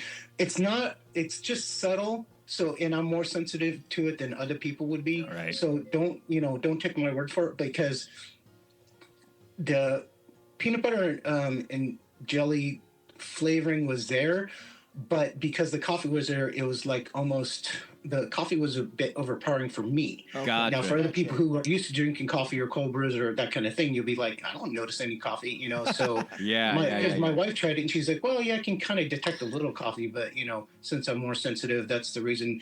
Take my review with a grain of salt. Gotcha. But overall, I mean, it was fine. The raspberry was not I mean, if you told me it was like strawberry or some other kind of berry, I would have been like, oh yeah, probably, but because the raspberry's not really forward in the flavor. I mean, they put a little raspberry garnish on there, and that's pretty much where you get the most raspberry flavor. Okay. The peanut butter, it was subtle. It was good. It just, if it was absent the coffee, I'd enjoy it more. Gotcha. Okay. I did wind up drinking the whole thing because at $16, I'm gonna lick the inside of that glass. Is that a real glass they give you, or is it plastic? No, it's plastic, but it looks real, huh? Yeah, it does look real. Okay, Mark. It looks simple and nice. Yes. Are you trying it, Mark? Well, it's $16. Well, that's cheaper than the normal standard adult beverages are about $17, so it's actually $1 cheaper. I think I would try. I mean, everything in there are things that I'm not a big fan of raspberry, but that wouldn't deter me from getting it. I think I would try that for sure. Yeah. Oh yeah, that I would say that's something that you'd want to put on your list. Okay. Oh wow. Yep. Yeah. I mean, again, that's what I'm saying is that the caveat to my review was the fact of my whole disdain for coffee. So this looks like this could be like an after dinner drink sort of thing for me. But no, it's a shake though, so I would think it'd be more like midday or mid afternoon. Wait a minute, it's a shake. Yeah. Well, yeah, it's like it almost tastes like a milkshake. Right, kind of like it was a little. It wasn't as viscous as a milkshake. It's a little more liquidy. So it's kind of like one of those protein shakes that you get off the shelf. From yeah, okay. Then I would so definitely it has a bit of creaminess, but it's not too thick. Okay, all right. So and it goes down smooth. So all right, that's right my alley then. Okay, yeah, gotcha. yeah. Mm-hmm. Then the next thing we got was the nuts about man, Snickers. Yeah, this looks so good. This has been one of the things I think looks the best. Yeah, the Mickey shaped macaron made with Snickers. So this is they had this in the past as well. They had a version with Twix. I think this one is better than the Twix version. The peanuts really kind of add a nice crunchy kind of salty contrast to the sweetness of the macaron itself. And what I really like is that the inside, the mousse is not too sweet. So you're not getting overwhelmed and, by all the sugar. And it's a really great dessert. We took this one home. This one will keep for sure. Yeah, actually, my brother was in DCA last week, and I had asked him to bring me this home, but every time he went by the booth, it was closed. So, oh wow, okay. I know. So I was disappointed. Yeah, that's a bummer. But Mark, I mean, I would suggest you try this if you want a dessert. This seems to be a fan favorite, and it's good. It's good. So just real quick, Jay. Did you order everything from one booth and then went and picked it out on your own, or did you go to each booth and then decide what you wanted? No. So, the strategy is to find a booth that's not too busy. Okay. Go there and buy everything on your list. That way you don't have to stand in line at each of the places to order the food. Oh, pro tip. That's a good tip. You can go to just the pickup window, show them your receipt. They have like a highlighter or a marker or something like that, and then they'll just tick off the food item that you picked up or the drink or whatever. Oh, awesome. Okay. Yeah, it's definitely a good strategy, especially, as the day progresses, the lines get longer and longer and longer, so you want to try to minimize the amount of time that you're going to be waiting at each of the booths. Oh, yeah. Mm-hmm. So on to my next alcoholic beverage, since it was, I don't normally buy a lot of alcoholic beverages because they're so darn expensive, but I heard some really good things about this one, the tangerine tea cocktail, and it's from the Clucko Doodle Moo booth. And this one has a dark room, vanilla citrus liqueur, tangerine and lime juices, honey syrup, and it's garnished with a dried red pineapple wheel. That sounds delicious. It does. It was, but man, it'll punch you in the mouth. I mean, it's like, it's definitely, it's very strong, and but it was tasty. I definitely could see that somebody would put this on the menu at Trader Sam's, without a doubt, because it's right in their alley. Oh man, it looks really good. Yeah, the dried pineapple wheel was kind of interesting because it was like almost like a candied pineapple, but it was not dried. Wow. It was like it almost felt almost like it was so crispy. It was like fried or something. But wow. yeah, so I was surprised by how flavorful that was because it's supposed to be just a garnish, right? Yeah. Mm-hmm. I would love to get one of those and then walk over to the tiki room. Yeah, that would have been. The only problem is I think that you have to leave hotel property and they don't. Yeah, take it. Yeah, totally. Yeah, that's a good idea though. Mark, no plant. No, you're not doing it, Mark. Yeah. You want to get banned don't from break the park. any laws, Mark. I won't. Well, all you have to do is just get a little container, your like your sipper cup or whatever, and just put it in there, and True. They're not going to look at that. But no advice. No. Yes. And then also at the same booth, we got another beverage. This one, my wife, she likes the mocktail stuff. But I told you guys, I just, if I'm spending that kind of money, I want to get boozed up. Yep. So. Yeah. Agreed. But anyhow, so she got the kiwi apple lemonade, and that has the Minute Maid lemonade with apple juice and a kiwi and Granny Smith apple syrup. And then it's garnished with the orchid, which, even though it's edible, that's pretty. Yeah, doesn't really add anything besides a look. Yep. Makes it Instagrammable, as they say. Yeah. Yep. But it was refreshing. Again, it's not, something I would get personally, but if you like mocktails, then this would be a good choice. It sounds good. I mean, and it looks it good, sounds refreshing. Yeah, it does sound Right. refreshing. See, this is a mid-afternoon one right here. Totally. Yeah, yeah. the next one is the Garlic Kissed booth, which has the grilled top sirloin with the roasted garlic Gruyere smashed potatoes Yes. and black garlic chimichurri. This was on my list, Jay. Yep. Oh yeah, this is Looks very definitely good. keep it on the list. Oh, In fact, yeah. star it. They want to. The reason why is this one is a repeat from past festivals, and there's a reason why that they repeat it because it's very flavorful. They say smashed potatoes, but really it's mashed potatoes with the Gruyere cheese. Yeah. So they didn't mess with it too much. And then the chimichurri sauce is very flavorful. The black garlic, the difference between regular garlic and black garlic is garlic is milder and it's a bit sweeter.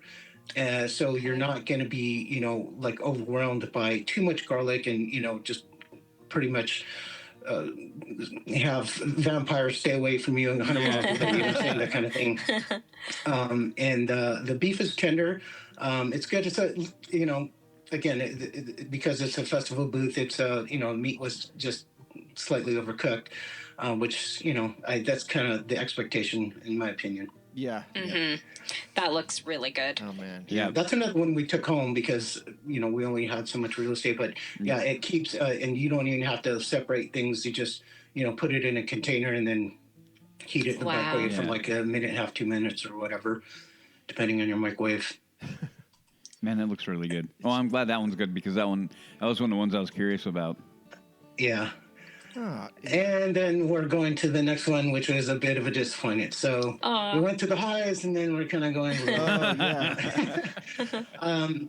So this one's a dessert.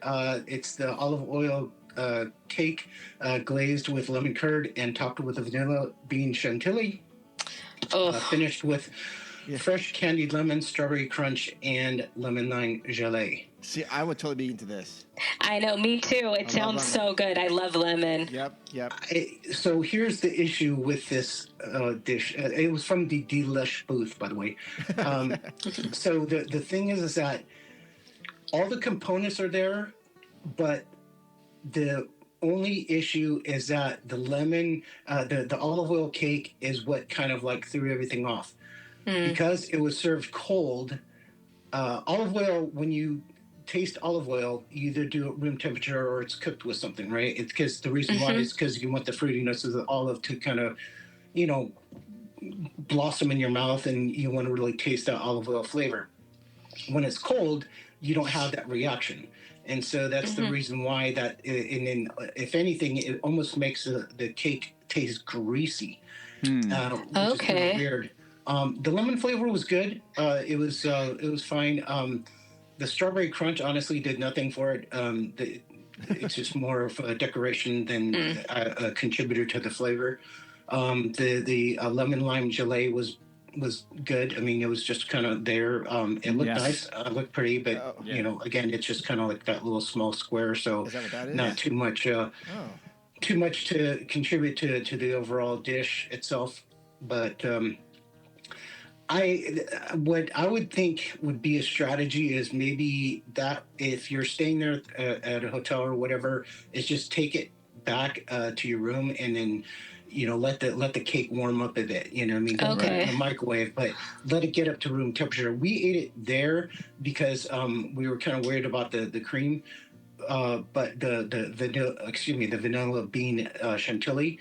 And so, but I think that honestly it'll keep because it's not too much dairy. So anyhow. I feel like if you would have left it like in that, like leave it out for a minute and let the sun get to it, like it would be enough to warm it up. That kind of thing. That's great in retrospect, but I didn't think about it. That's definitely a strategy. So. Yeah, no, that's why I'm like, because I get what you say about the olive oil. Yeah, because that's true. Because then it just comes off like it's a greasy cake. Yeah. Yeah. Right. Exactly. But, and the cake was a bit dense, to be honest. It looks dense. It looks dense. Yeah. How big is that, Jay? It kind of looks like it's a Twinkie or something. Is it a Twinkie? Yeah, it does look like a Twinkie. I would say it's about 1.5 Twinkies. Okay. So, okay. Yeah. So if you like had a Twinkie and then cut it half lengthwise, and then kind of it'd be like. Okay, gotcha. Okay. Yeah, but as far as the length of the cake itself, it is about the length of a standard Twinkie, but the width is a bit more. Okay. Would you be into that? Yeah, I think I'd try it, but I'll leave it in the sun first. But at least now you know your strategy. Right. There you go. Udi. There you go. If you guys are going to get it, then employ Udi's strategy because it's a better way to approach it, I think. The next dish is this one actually we took home. There's two reasons for that. Number one, because this thing was a behemoth. The Paradise Garden Grill has a sisig burrito, and sisig is a Filipino food. And anyways, it's So no, number one, the reason why we took it home is again it's monstrous, and so it's a good value at $13.99. Yeah. Number two is that the tortilla itself was raw, and I knew from the beginning like I'm not gonna bite into this without pan frying it because it just that flour tortilla would be like gummy and mushy in my mouth. Yeah. So Jay, this being at $13.99 at Paradise Garden Grill is not part of the Sip and Savor Pass. Correct. Okay. This is separate. Okay. Yeah, definitely. Yeah, because they'll be like, if I could use the $7 ticket for a $13.99 dish. Yeah, done. Oh yeah. I would have used all my tickets on it. As a side note, Jay, are these your plates or are these from Paradise Garden? Oh no, this is my home plate. Dude, those plates are very awesome. Cute. Yeah. Where'd you get those, man? Oh, it's they had a special 100th anniversary release from what's the name of that Disney store? They sell no, it wasn't Disney store. It was I forgot the name of the manufacturer. I can look it up for you and I can send you the link later. But yeah, it's subtle. It's you can tell that it's Disney, but it's not like in your face Disney. Yeah. Yeah, it's very nice. It's very subtle. I like it a lot. Right, and they have matching bowls. Oh. And we have the larger plate because it's a set, so it's large plates, smaller plates, and then the bowls. Is that very nice? Is it like Corral or like Mikasa? Yeah. No, I think it was Corral. Yeah. Oh yeah, Corral. Corral. Okay. Okay, gotcha. So yeah, it was. I don't know where it was on. I think it was on Facebook or something like that. And Those then are it awesome. showed like a link to it, and because I just kind of do a little scrolling at night, lurking in the dark, Sure. So and then Facebook knows that I follow some Disney sites and things like that, so they popped up in my ads. So.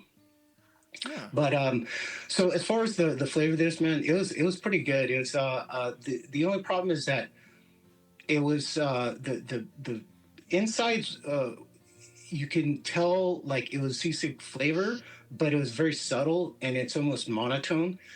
So it comes with a dipping sauce on the side. It's a vinegar dipping sauce, and so you just kind of pour the vinegar on the inside, and it changes the flavor dynamic quite a bit. And I believe that this is one of the better burritos that they have at the resort. And what's surprising is we took this home and we had the chicharrones on the side, and man, even like 2 days later, we bit into it and those things were crispy and cracky. Wow. I mean, I was like surprised because usually when they have these chicharrones, they just like let them sit out in the air and they get stale and all that stuff. Stale. No, I mean, these things retained a nice robust crunch, and I appreciated that a lot.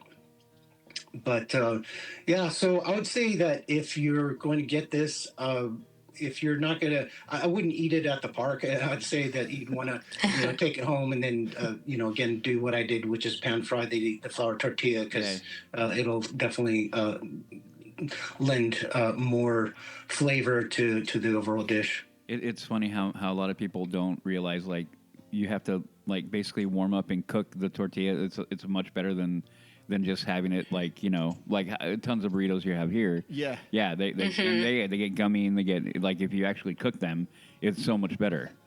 And a lot of people just miss that, like about tortillas. It's like no. Like warm that thing up, get it nice, and I mean that's why I like good enchiladas. Yeah. That's why they actually, if you look at them with the corn, they drop it into a little fryer. They put oil and they fry it real quick, and then they then they put it because then it's like kind of cooked the tortilla. It helps cook it all. A lot of people just miss that. And they'll eat it raw, and I'm like, cook that.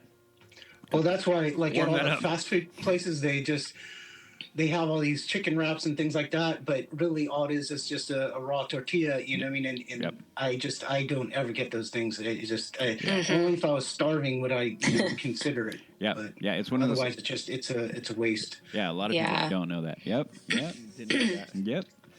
There you go. So the last picture, we actually went to the Palm Breeze bar, and I hammered on them, because of their $38 steaks out, right? Yep, you did. But I told you the atmosphere is great and everything like that. And then we saw one of the vlogs go to this restaurant, and they discovered this cheese fried poutine. And so I was like, okay. And honestly, I was like, my wife was like, oh yeah, she wanted to try it, and I was like, yeah, really? Yeah. I mean, $19 for poutine. But when we went there, man, this thing was massive. It looks big. Say, it was. I was expecting something maybe a third of that size, right? If anything, but this thing was humongous. I mean, I'd say 4 to 6 people could share this easily as an appetizer. Wow. Yeah, it is. It's massive.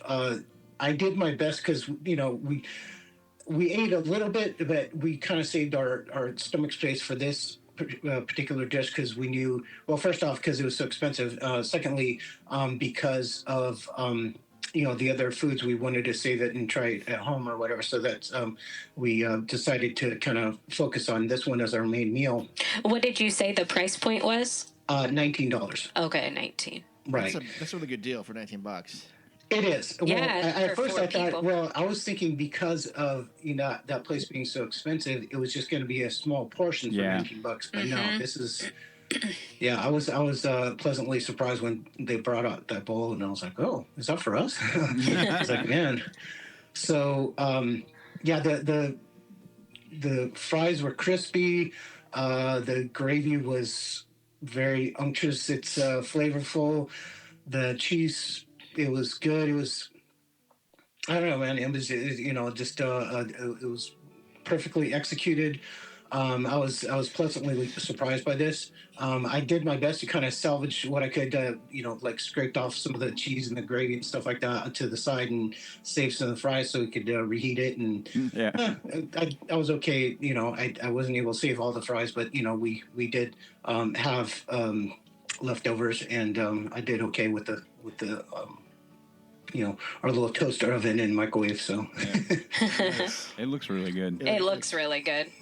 Yeah, so this has the demi-glaze, cheese sauce, the chives, and sour cream with pimentos. So it's good deal. Definitely, if you're out with some friends, it'd be great appetizer to share if you're by the Disneyland Hotel. So you do recommend the Palm Breeze Bar then, Jay? I recommend this dish, not the Palm Breeze Bar. Okay. No, I shouldn't say that. I recommend the Palm Breeze Bar for the atmosphere. The ambiance, everything. And as far as the other foods are concerned, I would not recommend them. So my only issue is just the price point. I'm sure that the food is good. The thing is that I don't know, man. It just my head just can't get over that whole $38 steak salad thing. It really just kind of, and they have actually two different steak salads, and the other one's like $35. So wow. I don't know. I just can't imagine paying $35 for a salad. Agreed. If I'm gonna pay I can't either. $35, I want a steak dinner. Like a full steak dinner, not a salad. Oh but, yeah. Whatever. Some people, to each his or her own. Yeah. But, regardless. So that pretty much wrapped up our day with food. We didn't stay, we pretty much went first thing in the morning, and then we stayed until about, I don't know, maybe 2:30, 3 o'clock, something around that time frame. We just, unless we're going to see something at night, we don't really, stay until the evening. So that's why we leave early afternoon to avoid the LA traffic. For sure. And then the last thing I was going to discuss with you guys is I took a photo of the old Steakhouse 55, because I remember we had discussed that in previous episodes. Yes. And you were like, what are they turning it into? And guess what? They're turning it into a bar. Wow. Never put it past Disney to sell alcohol. Anyways, so we went there and we thought that they'd be open, but apparently it's only open between 4 to whatever, midnight or something along those lines. They say 4 p.m. to close, which I don't know what time, that's kind of a vague hour. Yeah. But anyways, it seems like they kind of redid some of the decor, but they didn't change anything like major. It's still kind of the same layout. The bar, it's like the the half round. Yeah. And then I just kind of felt sad when I peeked, behind the entrance to Steakhouse 55. I was like, oh, yeah, dang. Do they have Do they have a actual kitchen? You can order some food there at the lounge, or? That's the thing, is so weird that this lobby lounge is not even listed on the Disneyland website, nor is it listed on the app. So there's no way to figure out whether or not they serve food unless you're actually there. Oh, interesting. Yeah. I mean, it is a full bar, so obviously you can get all kinds of cocktails, etc. But as far as food is concerned, I didn't see any menus that were laid out. I didn't see any type of poster or any like cards or anything like that with any type of food item listed. So I'm curious if they are cooking something or not, because it's in close proximity to Goofy's Kitchen, and Steakhouse 55 had a full-on kitchen. I'm assuming they'd have some kind of food, but unfortunately, they didn't have anything listed at that point. Okay. This whole thing seems so weird that I don't get what's going on right here. I am so just puzzled why this restaurant isn't even open anymore. Yeah. I know. Well, it's a bar, so high profit margin, Booze. Yeah. Mm-hmm. But still, it was one of those things that in that hotel complex, it's like you think you need that. I guess. I know you think it would be a benefit to have it as a restaurant, but I do see Jay's point about just making money off the alcohol. Oh yeah, the margins on alcohol are insane. So I'm just wondering if they opened this up this area temporarily, and that they're remodeling the restaurant itself, and they're going to retheme it. Because as you see the lounge itself, if you look at the back of all the seats and stuff like that, it like almost looks like forest themed. Yeah, yeah, Awesome. it does. I think it's great. Yeah, I mean, it's nice, but the thing is that there's no indication that it's from like an animated film or any live action films, anything like that. So it's kind of like a generic like forest look, right? It's nothing that hint. It kind of looks like Snow White-ish to me. Yeah, I could see that. Yeah, definitely I could see that. But I mean, it also could be like a Sleeping Beauty too. So yeah, I guess kind of generic. Right. So just like whatever princess wandered into the forest, and that's their work. So.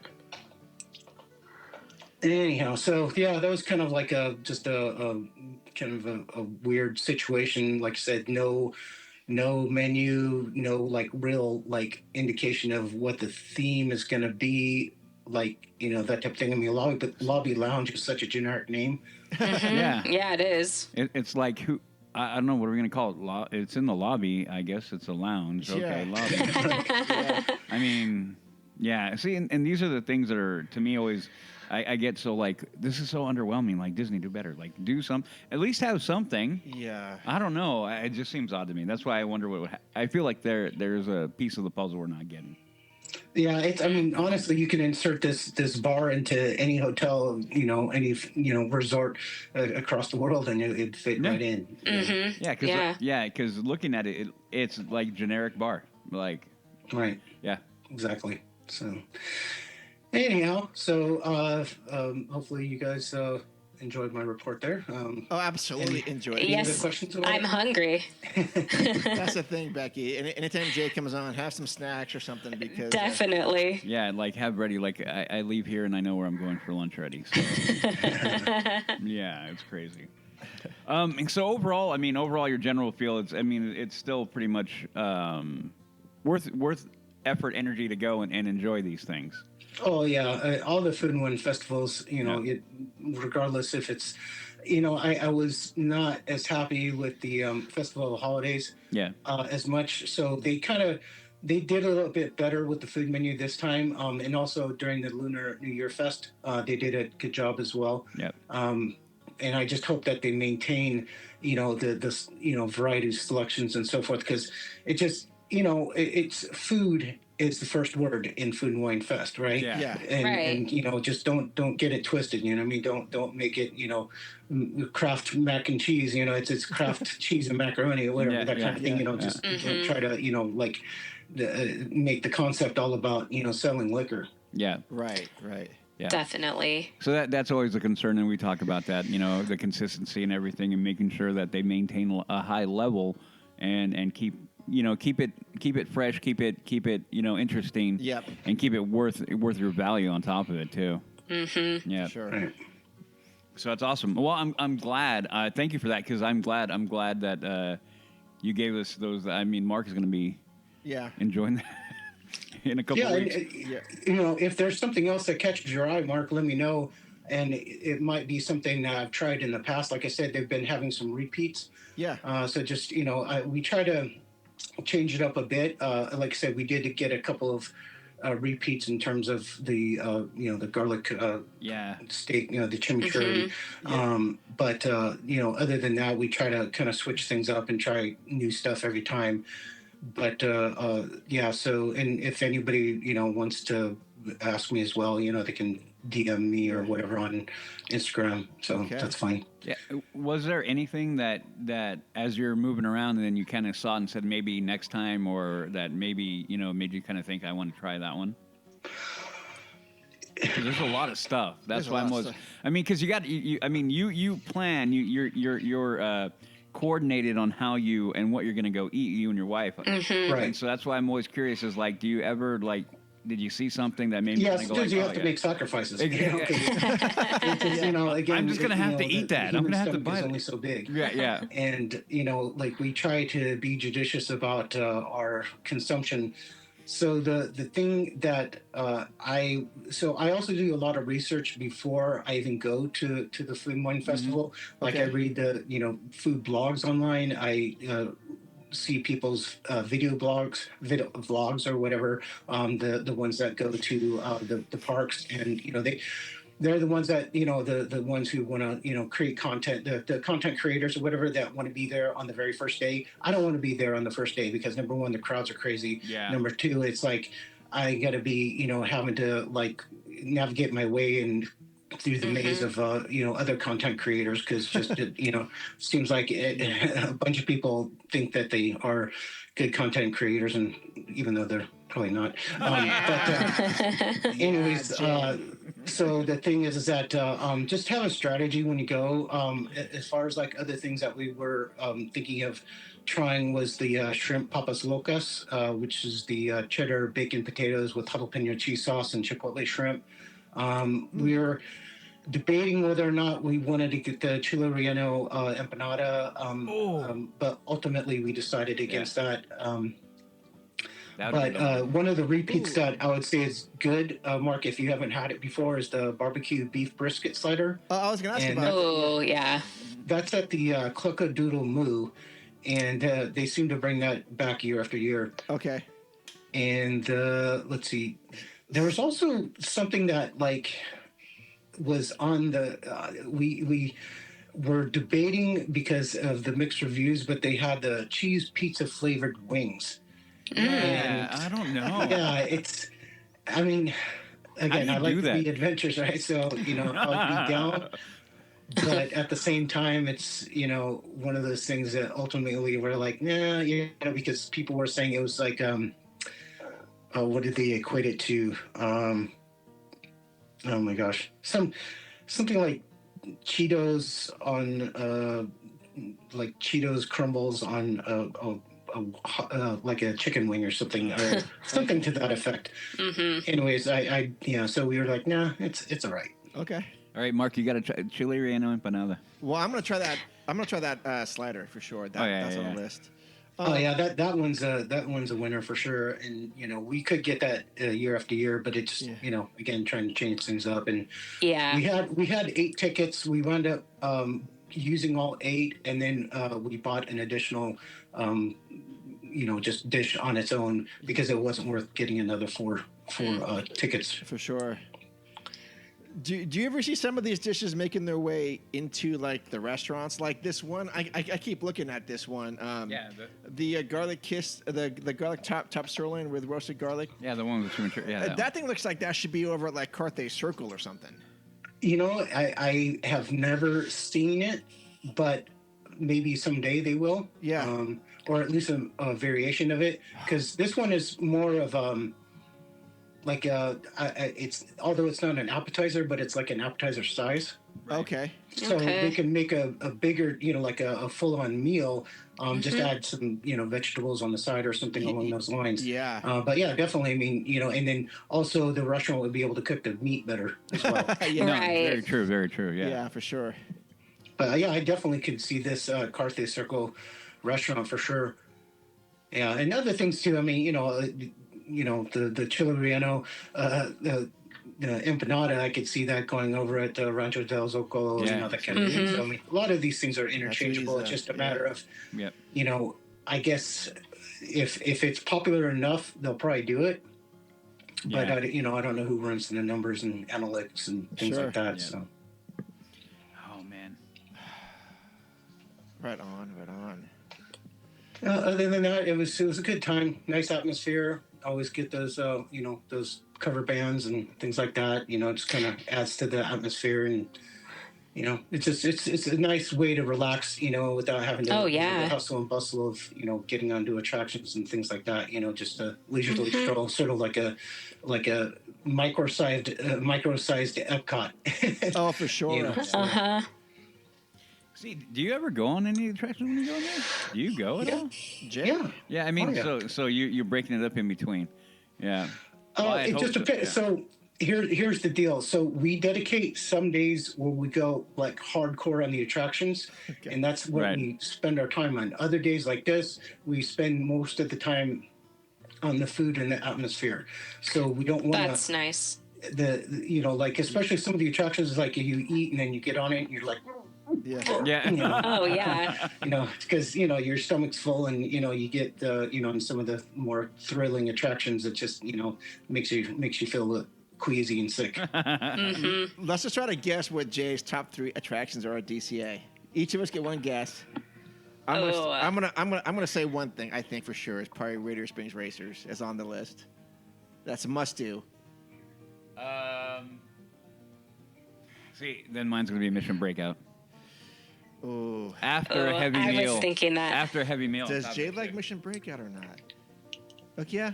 Do you want me to answer, or hold on, Becky, you- Yeah. Okay. Well, I was thinking Mission Breakout too, but I'm gonna go with something way different and say The Little Mermaid. Oh. Jay's like, you got it, bingo. How'd you know? Yeah. I think we're missing Soren. No, we missed Soren though. Yeah. Mark brought him, like, yeah. what about Soren? Okay. Anyways, Jay, what is? All right, the what answer? is it? The big- How wrong were we? So no, you're right about Radiator Springs Racers. That's number 1. Yeah. Number 2 actually is The Little Mermaid. Oh, no, yeah. Jay. It's fun. It's whimsical. It makes you feel like a little kid, man. Oh my Lord. It's nice and cool. I knew that Jay and I were becoming best friends. So. Oh my gosh. And and before they screwed it up with the fast pass thing, I mean, it was just get in, you just walk on to the attraction, literally. Yeah. And the third one is Mater's Journey. No, just kidding. I would say I'd say Soren number 3. Yeah. Okay. Yeah, when it's California or over the world. I'm more California. I was born and raised in California. I'm gonna die in California, so I agree I'm with all you. about Cali. Yeah. So. The international one, it's kind of like strange. It's almost like artificial or something. It looks kind of like Yeah, it doesn't flow the same way. it feels a little fake to me, Yeah. But maybe it's only because I'm so familiar with California. I've been all over, California, that I recognize all the areas. Whereas international places, I'm like, well, there's a Great Wall, okay, but what's that place? Yeah. The areas that they're going around the world with. Awesome. Anyhow, so those are my top 3 attractions. I'm not Mission Breakout is not really my jam. It just, number 1, I'm claustrophobic. And then number 2, it just, I don't know, man. I kind of, all it does is just go up and down, right? And just, I mean, sure, it's random and everything, but I don't know. It just doesn't appeal to me. Okay. So I actually have never been on it. No. I know. I went on Tower of Terror one time, and I can't, the back up motion I just couldn't do, and I was shaking. And then there's been times I've gone with friends and I've waited in line and like, I'm gonna do it, and then right when we get to the loading, I just leave. Like, I don't even say anything. I just go. But it no, I want to face my fear, but I don't know. My wife and I really love the queue there. I mean, it's really cool, very it's themed very well, and so that's what we do. Is we just wait in line until we get to the elevators and then leave. So I don't know. And she's not a thrill seeker, so she won't even go on roller coasters or anything like that. Oh, gotcha. But, I'll go on roller coasters, but I'm just not a huge fan. It's been probably, I don't know, at least 20 years since I've been in the Matterhorn. And the reason why is that my back, dude, if I'm going to go on the Matterhorn, I got to make a chiropractor appointment. See, I love all that stuff. Like I'm going up high when I'm at work. I'm walking scaffolding 3, 4, at times 8 stories up. I'm just cruising along, and you look down, and you get that same excitement, like woo, when I'm way up there. So I love that. I mean, going up and down like that, and then Matterhorn, you give me speed, get me going, and I'm just having a good old time. Yeah. Oh man, too good though. No Matterhorn though. I understand Matterhorn though. I understand Matterhorn. Like you about killed Mark right there, but but it's understandable. Yeah. No, I like the ride. I mean, I actually as a kid I loved it. It's just the problem is that I have back issues, and so that's the reason why I have to be selective about the roller coasters I go on. And if they're too jerky in motion, then I basically, it's gonna screw me up, and Yeah, chiropractor's not cheap. Yeah, no, I totally get that. Totally get that. Yeah. See, the Mission Breakout / Tower of Terror, it's a love-hate thing. You're either on one side or the other. There's no like, maybe I'll go on it. I don't care. Or no, it's like, no, I love it. Or there's no way I'm going on that thing. I really just enjoy that. The one that freaks me out though is probably the simplest out of all of them, and it's that stupid Mickey's Fun Wheel. That thing with like the rocking cars. Oh my god! My hands get all sweaty, and I hold on to the middle. I go, just don't even, no one move, and it's like it sucks for me. It sucks. Oh no! Last time I told you about the last time I was on that, didn't I? What? I don't remember. I rode on it with Joey, Big Smooth, and Corey. Now just to get this picture. I'm the smallest guy out of all of them, and I'm 5'9", and I weigh right on 200 pounds. Okay. Yeah. I'm the small guy in the cab. Yeah. And these guys were like, we're standing and moving it, and we were swinging. Oh that. my gosh. And I'm just like, woo, going back and forth, and they were rocking that bad boy. Oh, it was great. I had a good old time with that one. Oh, I can't believe it. It was awesome. Yeah, just I'll never go on that attraction because of my claustrophobia. So. Well, yeah, I can get that. Like being in that little cage. If you, I get that a lot. Yep. Yeah, you have to fight that. Oh, yeah, it takes away all the fun, any enjoyment you can have out of that. Yeah, for sure, I get for that. sure. Mm-hmm. Well, I would imagine Tower of Terror is the same way, or It would have been the same thing. Yeah. the same thing for Jay. I mean, it's the same. Right. It's the same That's ride why I vehicle. won't Yeah. go on it. Yeah. Okay. No, Yeah. it totally makes sense. It Yeah. totally makes sense. Then that's why you go all the wide open stuff. So, what would be okay? So, what would be? I don't think we have asked you that. I'm sure we have your favorite attraction though. We haven't. I think we have given Jay. We have given that question. Oh yeah, that was like one of the first. Things we did, but now it's been a while. Yeah. But anyway, okay. Okay, Jay. Well, again, thanks so much for talking about DCA Food and Wine Festival with us. It's always a pleasure to talk to you, just like about anything. But talking about this stuff is really heightened for me. So I learned a lot. I learned what I'm not going to get. I learned some things that I probably should get. And we learned a little more about his DCA attraction preferences. Yep. Yeah. So, Jay, where can people find out more about you? Just on Instagram. If anyone wants to see photos of all the food that we discussed today, check out SB Hapa Boy, SB Santa Barbara, Hapa HAPA Boy BOY, and just give me a follow or whatever, or just you don't even have to follow me. Just look at my photos if you want. It doesn't matter. I don't care. I don't pay attention to that stuff. So I only do that. I only post it on Instagram for you guys. The listeners here, and appreciate it. Definitely follow Living Today podcast on Instagram because they always know how to get in touch with me if you have any other questions as well. Yep. Yeah, well, thank you for that. And then listeners, please do reach out to us or Jay, any food questions, anything you want to talk about.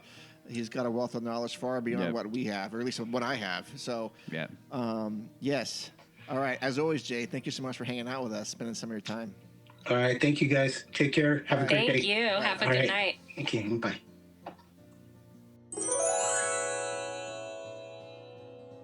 Well, okay, Jay, thank you so much for hanging out with us. That was a special treat. It's always a special treat getting to talk to Jay. His passion for food and Disney is just is something that I'm really drawn towards. I always learn a lot from him, and hopefully one day, dude, we can all hang out at the park. Yeah. I have a feeling we wouldn't get too far past either Main Street or Buena Vista Street, whatever side we'd end up going on, or maybe we're in downtown Disney. It's just I just get a kick out of that guy. All right, so that's going to wrap up episode number 194. Thank you so much for joining us. To reach out to us, you can go to info@leavingtodaypodcast.com. Send us an email there. You can also reach out to us on Instagram at Leaving Today Podcast, and we have a link tree on there. Becky, where can people find more information about you? You can find me on Instagram at Becky_Weimer, WEIM as in Mary, ER. Awesome. Okay, and then Udi, for more witty banter, where can people find out? You can find me on my Instagram and my Twixter account. They're both the same handle, HAXGOALIE, Hax Goalie. Okay. Anything new coming from No. Your other Or the other one, we have yet been able to find the time where we can all sit down and record, which is kind of crazy. That is silliness. Yeah. But hopefully you guys figure that out. Well, The hopefully, Mando because, show. yeah, and it's the Mando show. And to be honest, with the Acolyte coming, and we have there's things to review. Yeah. And we're just like, everyone's life is like crazy busy right now. I'll be interested to hear what your review of the Acolyte is. Yeah, I'm trying to go in open-minded, but Exactly right. Exactly but everything about it, I've got a bad feeling about this. You think there's an agenda there? 100%. Oh, okay. We'll see how it goes. All right. Well, again, that's going to wrap up episode 194. Next episode will probably be a review of my trip. I'm also trying to get on a special guest. I'm working with him. His schedule's been pretty tight, but I feel we're going to get him. And we have some listeners that want to come on the show, too. So we're going to... next 3 episodes are going to be... Who are we calling them? No, I'm just kidding. Yeah, they're going to be good, I hope. Okay. Until then, we love you, adventures out there, and we will see you in the parks. See you. Bye.